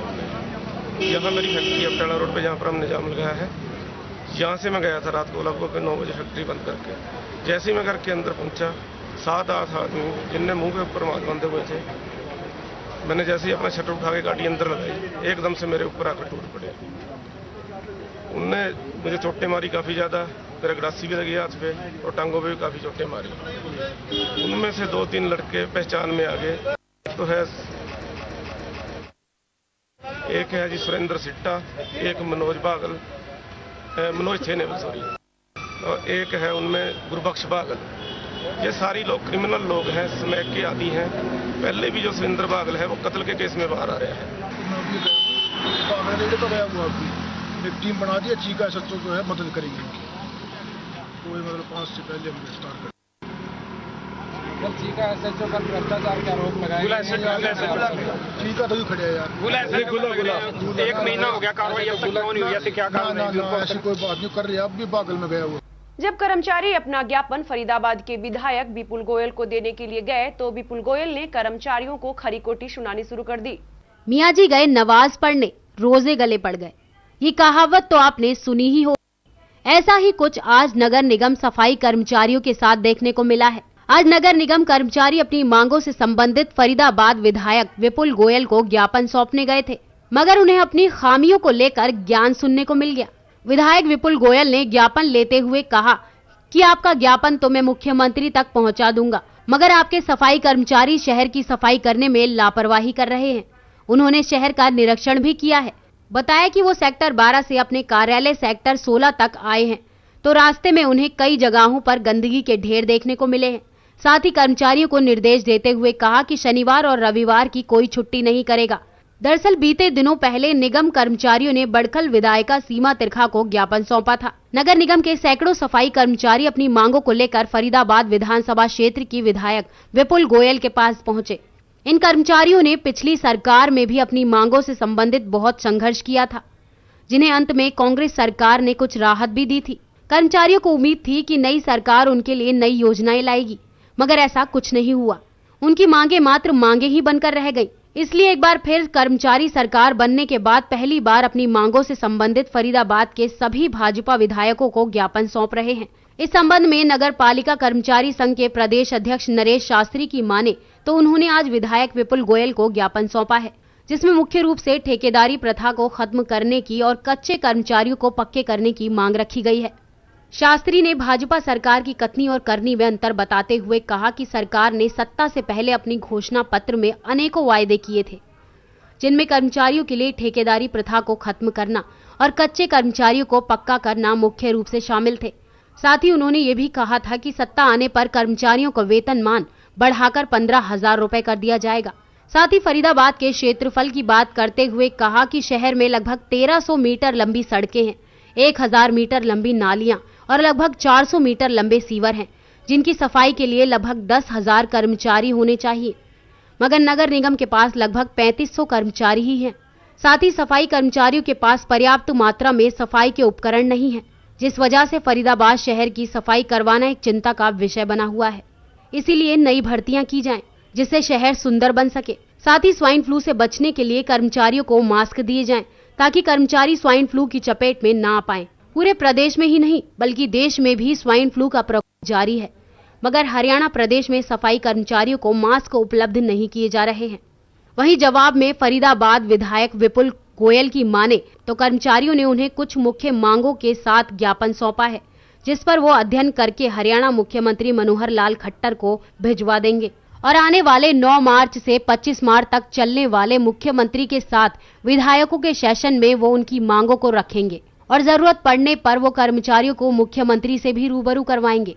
साथ ही शहर की सफाई के लिए कर्मचारियों को उपकरण दिलाने का जवाब देते हुए उन्होंने कहा कि 1 सप्ताह के अंदर सफाई कर्मचारियों को उपकरण दिला दिए जाएंगे। उनकी जो भी मुख्य मांगे हैं कि इनका जो लोग रह गए उनको रेगुलाइज करना है, इनका एक रेगुलर फॉर्म के अंदर एम्प्लॉइयों की तरह आना, और जो भी जितने अभी मुझे ज्ञापन दिया है इसका स्टडी करके मैं अपना रिकमेंडेशन लेटर बना के मुख्यमंत्री जी को भिजवा दूंगा। और मैं अभी हमारा सेशन से 25 तारीख तक रोज हमारे मुख्यमंत्री जी से भी भेंट होगी, तो मैं इनकी आवाज को उठाऊंगा। अगर जरूरत समझेंगे तो इनके कर्मचारियों के 5-7-10 लोगों को ले जाकर मैं मुख्यमंत्री जी से कर्मचारियों को बस कुछ यंत्रों की भी कमी है सफाई करने के लिए। वो मेरी बात हो गई कि यंत्र 2-3 दिन के अंदर अपनी लिस्ट बना के दे रहे हैं। जो भी इक्विपमेंट की जो कमी है ना, झाड़ू वाड़ू जो भी चीज की कमी ये लोग बताएंगे, जितनी कमी है वो कमी जल्द से जल्द पूरी करा। आज हमने ज्ञापन दिया है और मांग की है कि जो भाजपा ने चुनाव के समय में घोषणा पत्र जारी करते हुए ये वायदा किया था कि सफाई कर्मचारियों का 15,000 रुपये वेतन करेंगे, ठेकेदारी खत्म करेंगे और कर्मचारियों की भर्ती करेंगे। तो इन्हीं वादों को दोहराते हुए हमने अपील की है कि आपने जो वायदे किए हैं उनको। पिपली सीआई स्टाफ पुलिस ने अल्मोग निवासी एक शख्स को स्मैक के साथ धर दबोचा। सीआई टीम ने मामला दर्ज कर जांच शुरू कर दी है। करीब 25 वर्षीय इस युवक से सीआईए 2 स्टाफ की टीम ने पीपली देवी लाल पार्क के पास से स्मैक की करीब 42 ग्राम मात्रा बरामद की है। कुरुक्षेत्र में आए दिन नशे की खेप बरामद होती है। सीआईए स्टाफ की विशेष टीम नशे के इन कारोबारियों पर नकेल कसने में जुटी है। आरोपी उत्तराखंड अल्मोड़ा निवासी युवक जो कि फिलहाल कुरुक्षेत्र में रह रहा है। सीआईए स्टाफ की टीम जांच में जुटी हुई है कि आखिर ये युवक कब से इस नशे के कारोबार में लगा हुआ है, स्मैक की ये खेप ये कहां से लेकर आया और कुरुक्षेत्र में ये कहां पर सप्लाई करने वाला था। पुलिस गहनता से छानबीन कर रही है। कुरुक्षेत्र धार्मिक पर्यटन मानचित्र पर अपनी एक खास पहचान रखता है और शिक्षा के हब के रूप में जाना पहचाना जाता है। ऐसे स्मैक की खेप यहां से बरामद होना एक बड़ी बात है। मात्रा बेशक कम हो, लेकिन स्मैक के नशे की जड़ें कुरुक्षेत्र में कहां किस स्तर तक फैली हुई हैं, ये सब जांच के विषय हैं।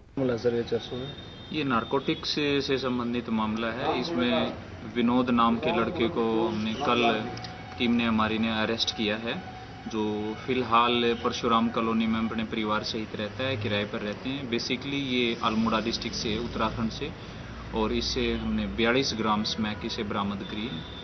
ताऊ देवीलाल पार्क है पीपली में, उसके पास से इसको कल गिरफ्तार किया था सूचना के आधार पर, और पूछताछ के बाद इसको अब जुडिशियल भेज दिया गया। हजारों की कीमत की है स्मैक। फिलहाल इस बुलेटिन में वक्त हो चला है एक ब्रेक का। आप देखते रहें खबर 24 hours.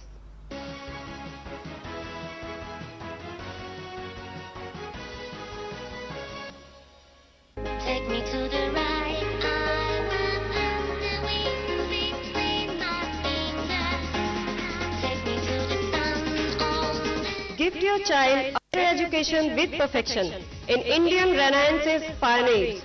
The name of Swami Dayanand Saraswati is on the top. Inspired from his thoughts and ways, there emerged a radiant star in the clear sky of education, which is known as Arya Vidya Mandir. Blending the rich Indian culture with modern techniques, Arya Vidya Mandir School has been educating the society since 1987. Stepping ahead, realizing the present day need, Arya Vidya Mandir is now affiliated to CBSE also. At Arya Vidya Mandir, children discover their worth, learn to live together and prepare themselves to become responsible citizens of the world. Now Arya Vidya Mandir has 2 phases, CBSE and Haryana board. Now our scholars will also have the opportunity to study under CBSE. Arya Vidya Mandir Senior Secondary School, affiliated to CBSE, New Delhi, Milk Plant Road, Ballabgarh, Faridabad. Phone number 224706 9210 386 040. Roopkala sari नया showroom नई variety के साथ। हमारे यहाँ सभी प्रकार की fancy designer sari, लहंगे वाली साड़ी, हाफ नेट वाली साड़ी, जयपुरी साड़ी, रेशम वर्क साड़ी, दासबरी साड़ी एवं वैवाहिक साड़ियों का शानदार नया कलेक्शन और सभी प्रकार के डिजाइनर लहंगे ही लहंगे सभी रेंज में उपलब्ध हैं।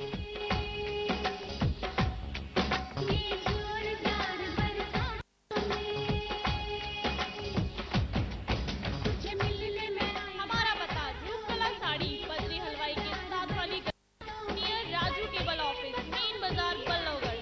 हमारा नंबर है 9222599746 01292244276। मुझे बहुत अच्छा लगा है। मैं कई दुकानों पे भी होके आई हूँ मार्केट में, लेकिन मुझे यहाँ सबसे अच्छा ज़्यादा सामान मिला है।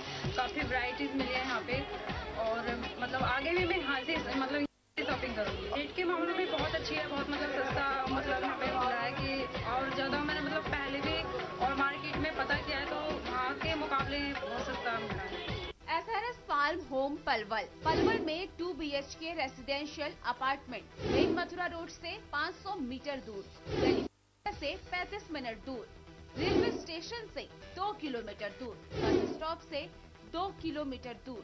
अभी बुक करें, संपर्क करें 01294323 या फिर 43230001। पता SRS tower 3rd floor near metro station Mewla, Maharajpur, GT road, Faridabad.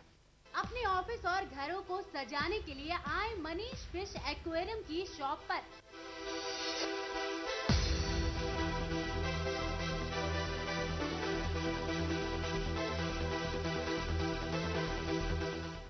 J/1 near Kalyan Singh road, NIT Faridabad.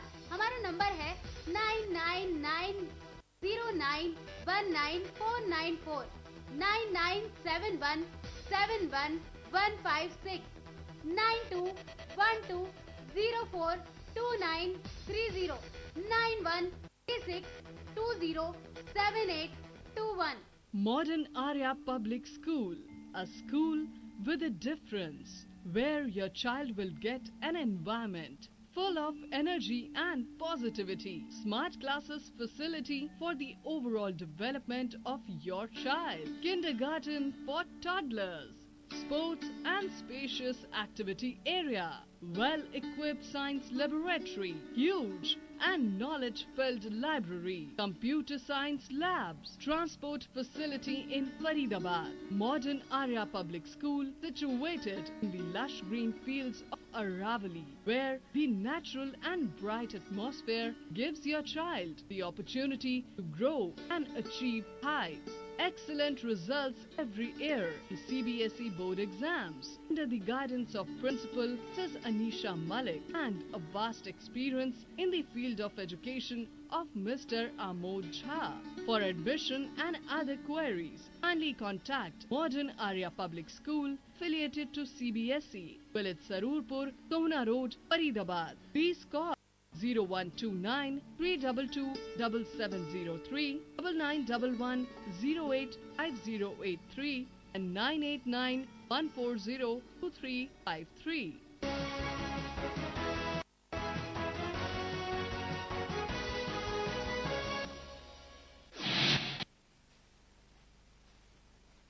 Haryana विधानसभा चुनाव के बाद हरियाणा में पार्षदों के चुनाव की बनने लगी है रणनीति, बिछने लगी है चुनावी बेसात, तैयार हो रहे हैं सियासी मोहरे। जनता की अपेक्षाओं पर क्या खरे उतरेंगे पार्षद? आपका वोट आपका पार्षद, हमारा खास कार्यक्रम।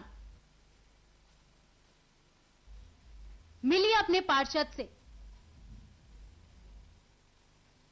सिर्फ खबर 24 आवर्स पर। ब्रेक के बाद आपका स्वागत है और चलिए बढ़ते हैं अपने अगली खबर की ओर। एक और जहां देश के प्रधानमंत्री मोदी सफाई अभियान पर विशेष जोर दे रहे हैं, वहीं दूसरी तरफ प्रतापगढ़ जिले के रानीगंज तहसील का आलम यह है कि यहाँ पर बना सार्वजनिक शौचालय सफाई को ठेंगा दिखाता महसूस हो रहा है। एक और जहां देश के प्रधानमंत्री नरेंद्र मोदी जी सफाई अभियान पर विशेष जोर दे रहे हैं, वहीं दूसरी तरफ प्रतापगढ़ जिले के रानीगंज तहसील का आलम यह है कि यहां पर बना सार्वजनिक शौचालय सफाई को ठेंगा दिखाता महसूस हो रहा है। देखते हैं कि सार्वजनिक शौचालय में कितनी गंदगी है। वैसे तो ये बनाया गया है कि तहसील में गंदगी ना फैले, लेकिन शौचालय की गंदगी के कारण लोग शौचालय में ना जाकर बाहर की दीवार को गंदी करते हैं। भूतपूर्व जूनियर बार एसोसिएशन के अध्यक्ष एडवोकेट उमाकांत पांडे ने बताया कि करीब 40 दिन पहले ही जिला अधिकारी अमृत त्रिपाठी ने उप जिला अधिकारी ब्रिजेश दुबे को निर्देशित किया था कि अविलंब ही शौचालय की सफाई, पानी के टैंक की व्यवस्था कराएं, लेकिन आज तक जिला अधिकारी के आदेशों का पालन नहीं हुआ। तहसील के नायाब नाजीर से बात करने पर उन्होंने कहा कि तहसील में सफाई कर्मी नहीं है, से सफाई कर्मी मंगा कर दे। इसके बारे में पत्रकार बंधु हम ये कहना चाहेंगे, जागरूकता माननीय मोदी जी ने फैलाया तो, लेकिन जन जन तक यह व्याप्त होने के बजाय इसमें सबसे ज्यादा भ्रष्टाचार गई। और उसको अगर आप देखना चाहें तो वो मेरे तहसील रानीगंज परिसर में सबसे ज्यादा देख सकते हैं। तहसील को बने हुए लगभग ये 2.5 साल हो गया, परंतु आज तक जो इसमें टंकी बनाई गई है उसके टंकी के हेड तक पानी नहीं पहुंच पाया। तेल की बातें जाने दीजिए। इसलिए सफाई अभियान तो एकदम से झूठा है। और यहाँ पर डीएम महोदय जो वर्तमान में इस समय हैं, इन्होंने आकर के इस चीज को इन्होंने देखा और बताया, और एसडीएम महोदय की इस चीज को अवगताया कि इस पर जल्द से जल्द पानी पहुंच जाना चाहिए। सफाई अभियान यहाँ तेज कराइए और यहाँ पर जो है सफाई कर्मी जो हैं गांव के, उनको नियुक्त करके इससे सफाई कीजिए। परंतु सफाई कर्मी आज तक केवल आता है, वो कमरे का बाथरूम भी नहीं देखता, वो सिर्फ आकर के देखा और चला गया। तहसील में सफाई कर्मी आता है, निश्चित तहसील में सफाई कर्मी आता है, लेकिन तहसील में सफाई कर्मी स्पेशलिस्ट तो नहीं है। वो गांव का सफाई कर्मी है और यहाँ आकर के वो सफाई उससे जबरदस्ती मान के वाली जाती है। तहसील परिसर में स्पेशली तहसील के लिए कोई सफाई कर्मी यहाँ पर नियुक्त नहीं है। अच्छा, सफाई कर्मी नियुक्त हो या ना हो वो बात की बात है, लेकिन जो यहाँ पर तहसील बनाई गई है, कम से कम उसमें जो व्यवस्था पानी की होनी चाहिए, जब पानी की व्यवस्था ही नहीं है, इतने बिल्डिंग बनाई गई है, इसमें आवास बनाए गए हैं, किसी भी आवास में किसी भी बिल्डिंग में आज तक पानी नहीं पहुंच सका है। नहीं, ऐसा नहीं है, यहाँ सफाई की जाती है। असल में रेगुलर स्टाफ ना होने की वजह से ब्लॉक से स्टाफ मंगा के हफ्ते 15 दिन में सफाई किया जाता है। डीटीसी पाउडर वगैरह, जो पाउडर वगैरह का छिड़काव, कुछ ये पाउडर वगैरह के छिड़काव भी नहीं किए जाते यहाँ पर? नहीं, सफाई होने से पाउडर वगैरह का छिड़काव किया जाता है, लेकिन स्टाफ ना होने की वजह से गंभीर बीमारियाँ फैली हुई हैं। इस पर क्या कार्रवाई की जा रही है शौचालय के लिए, सफाई के लिए? शौचालय के लिए फिर पत्राचार किया जा रहा है, सफाई करवा दी जाएगी जल्द से। फूड सेफ्टी अधिकारी को रंगे हाथ गिरफ्तार किया गया है। मामला फरीदाबाद का है, जहां एक घी की कंपनी से वसूली करने के आरोप में विजिलेंस ने अधिकारी को रंगे हाथ गिरफ्तार किया है। पुलिस की गिरफ्त में नजर आ रहा है food safety officer Surendra Poonia. Vigilance ने एक उद्योगपति रमेश जैन की शिकायत पर इन्हें रिश्वत लेते रंगे हाथ गिरफ्तार किया है। रमेश जैन के मुताबिक सुरेंद्र पूनिया काफी समय से उनसे पैसे मांग रहा था। जब उन्होंने उसकी बात नहीं मानी तो पूनिया ने उसकी कंपनी पर छापा मारा। जैन के मुताबिक इसके बाद वो उन्हें बार बार धमका रहा था कि अगर पैसे नहीं मिले तो वो घी का सैंपल फेल करा देगा। जैन के मुताबिक पहले उसने 15 लाख रुपए मांगे थे, पर बाद में 5 लाख रुपए में बात तय हो गई। इसके बाद उन्होंने विजिलेंस में इसकी शिकायत की। शिकायत मिलते ही विजिलेंस ने अपना जाल बिछा दिया। जांच अधिकारी के मुताबिक सुरेंद्र पूनिया बेहद ही शातिर निकला। पहले उसने फरीदाबाद के मैकपाई होटल पर पैसे लेने थे, पर वो बार बार जगह बदलता रहा और अंत में पलवल के एक ढाबे पर उसे रंगे हाथों पकड़ा गया। वहीं आरोपी अपने को बेकसूर बता रहा है। उसके मुताबिक उसे फंसाया जा रहा है। नहीं, फूड इंस्पेक्टर नहीं है, फूड सेफ्टी ऑफिसर है। और ऐसा था, रमेश चंद्र जैन जी की कोई फूड प्रोडक्ट्स की कंपनी है जो पलवल में सिचुएटेड है। इनका जो ऑफिस है वो मेघपाई के पास है, फरीदाबाद में। तो ये हमारे पास इनकी शिकायत आई थी कि जी एक फूड इंस्पेक्टर है जो हमारी सैंपलिंग वगैरह करके ले गया है और उसकी के लिए जो हमारे से 1.5 लाख रुपए की डिमांड कर रहा है, और वो उसका सौदा जो है वो 50,000 रुपये में तय हो गया है। तो पहले इसका जो प्रोग्राम था पैसे लेने का, वो मेघपाई के पास इनके ऑफिस पे ही था। तो इसीलिए हमें जो है मतलब यही तैयारी करनी पड़ी। और उसके बाद फिर ये धीरे धीरे इसका प्रोग्राम जो बदलते बदलते बोला जी मेरी कोर्ट में तारीख है, ये है वो है करके, और धीरे धीरे वो पहुंच गया अगवानपुर रोड के सामने हरी किशन ढाबा है, जीटी रोड के ऊपर, उस ढाबे के ऊपर उसने अपनी जगह फिक्स करी थी, मैं वहाँ आ जाऊँगा और आप भी आ जाना। तो मुद्दई है रमेश चंद जैन जी, और जिन्होंने मतलब रमेश चंद जैन जी ने अपने कुलीग, क्योंकि वो मालिक है, वो तो क्या बोलते हैं कंपनी के, तो उन्होंने अपने जनरल मैनेजर को, मिस्टर हेमंत है कोई, उनको जो है उससे इस बात की सेटिंग के लिए जो फिक्स कर दिया, और भाई पैसे लेने देने का प्रोग्राम जो उनका सेट हो गया। हमारे से कंप्लेंट करने के बाद मुनासिब हिदायत जो हमने उनको दी इस कार्य के लिए, उसके अनुसार तो यहाँ से फिर वहाँ आगे गए, फिर और आगे गए, आगे चलते चलते मतलब वहाँ पहुँचे तो ये कार्रवाई स्टार्ट तो हुई थी सुबह, लेकिन मतलब टाइम जो है वो लगते लगते लगभग आफ्टरनून का हो गया, दोपहर बाद का ये आया, और हम जो उस ढाबे के ऊपर पोजीशन को बना के और वहाँ बैठे हुए थे, ढाबे पे सब दुनिया बैठी, हम भी अपनी ग्राहकों की तरह बैठ गए। ये आया और आके इसने उनसे जो अपने हेमंत जी है और वो अपने रमेश जी थे, वो थोड़ा साइड में थे, वो आगे आना नहीं चाहते थे, और हेमंत जी को उनको पैसे दिए और इसने वो पैसे लेके और देख के अपने बैग में जो हैंड बैग था एक उसमें रख लिया, और हमने इसको वहाँ से पकड़ लिया रेड हैंडेड। मैंने कोई रिश्वत नहीं ले रहा था sir, I am innocent and I have been framed. I did my sampling at his premises yesterday and there was some fault found. उसमें कोई गलती पाई गई और इन्होंने मेरे को कहा कि वो गलती ठीक कर दो। मेरे ईमान ने नहीं माना कि मैं वो गलती ठीक करूं। मैंने कहा जो लैब से रिपोर्ट आएगी भैया वही होएगी। तो पैसे तो आपके पास बरामद हुए हैं जनाब? वो कुछ वो कहने लगे कि लिफाफा रह गया है। मैंने ठीक है, कितने मेरे को नहीं पता था सर। कितने रुपए थे? मेरे को नहीं पता था सर। कितने सैंपल भरा था आपने? घी के सैंपल लिए थे सर, उनके स्टोरेज टैंक से लिया था, फैक्ट्री के अंदर से। जी। किस चीज की फैक्ट्री है सर? घी की फैक्ट्री, देसी घी की। देसी घी की, दुआबा ब्रांड। तो वो मेरे को रोकते रहे, भाई आप अंदर ना जाइए, बात कर लीजिए। मैंने कहा नहीं जी, मैं अपनी ड्यूटी कर रहा हूँ। सीआई की टीम ने मोटरसाइकिल चोर को काबू किया है। मोटरसाइकिल को बरामद कर आरोपी के खिलाफ मामले दर्ज कर पूछताछ शुरू कर दी है। कुरुक्षेत्र की अपराध शाखा 2 की टीम ने जिंदल चौक से चेकिंग के दौरान मोटरसाइकिल चोर को मोटरसाइकिल सहित गिरफ्तार कर लिया। आरोपी के विरुद्ध पहले भी चोरी के कई मामले दर्ज हैं। आरोपी पिहोवा का रहने वाला है और पुलिस ने न्यायालय से आरोपी का रिमांड भी लिया है। साथ ही कई और मामलों की जानकारी हासिल करनी है। पुलिस का कहना है कि कई और मामलों की जानकारी अभी हासिल करनी है। अभी मामले की जांच चल रही है। सचिन इलियास सनी नाम का लड़का है, पेवा का रहने वाला है। ये पहले भी चोरियों में शामिल रहा है और अभी ये बाहर था, तो इससे सुबह एक मोटरसाइकिल चोरी की बरामद करी। जिंदल चौक से इसको गिरफ्तार किया है। ग्लैमर मोटरसाइकिल थी जो सिटी की थी। नई अनाज मंडी से ये 16/9/14 को चोरी हुई थी। मोटरसाइकिल समेत आज इसको पकड़ा है और अब इसको जुडिशियल भेज रहे हैं। भले ही मोदी सरकार ने खुले में शौच के खिलाफ आवाज उठाई है और गांव में शौचालय के निर्माण की बात कही है, लेकिन बस्ती में एक अंतर्राष्ट्रीय स्तर की मैराथन धाविका अपने गांव में शौचालय के लिए दर दर की ठोकर खाने को मजबूर है।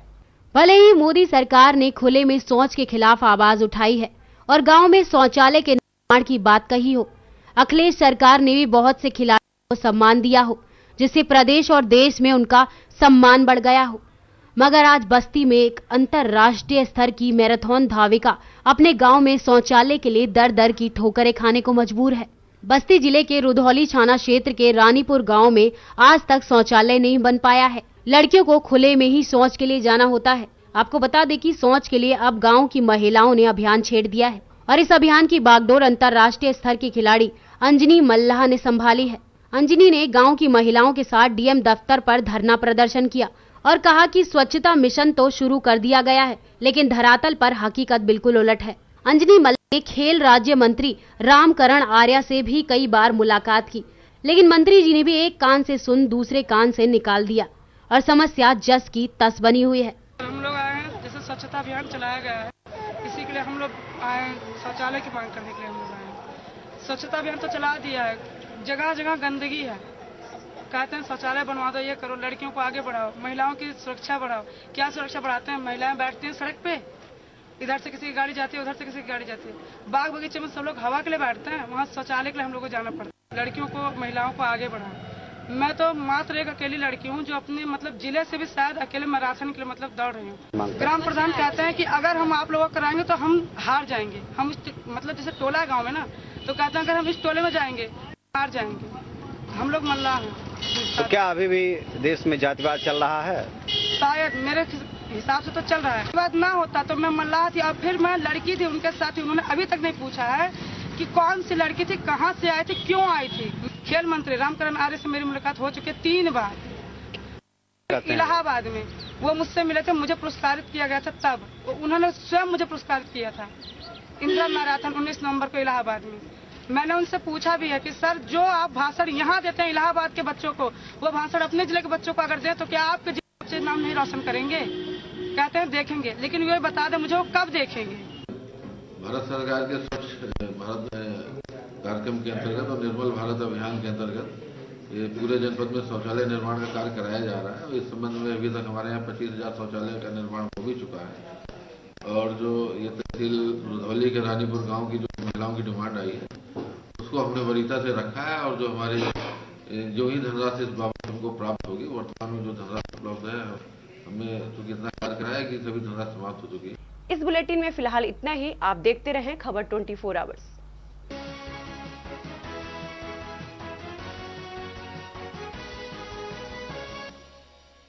Take me to the right, I want the wings between my fingers. To the sun, Gift your child a better education with perfection in Indian Renaissance's pioneers. The name of Swami Dayanand Saraswati on the top. Inspired from his thoughts and ways, there emerged a radiant star in the clear sky of education, which is known as Arya Vidya Mandir. Blending the rich Indian culture with modern techniques, Arya Vidya Mandir School has been educating the society since 1987. Stepping ahead, realizing the present day need, Arya Vidya Mandir is now affiliated to CBSE also. At Arya Vidya Mandir, children discover their worth, learn to live together and prepare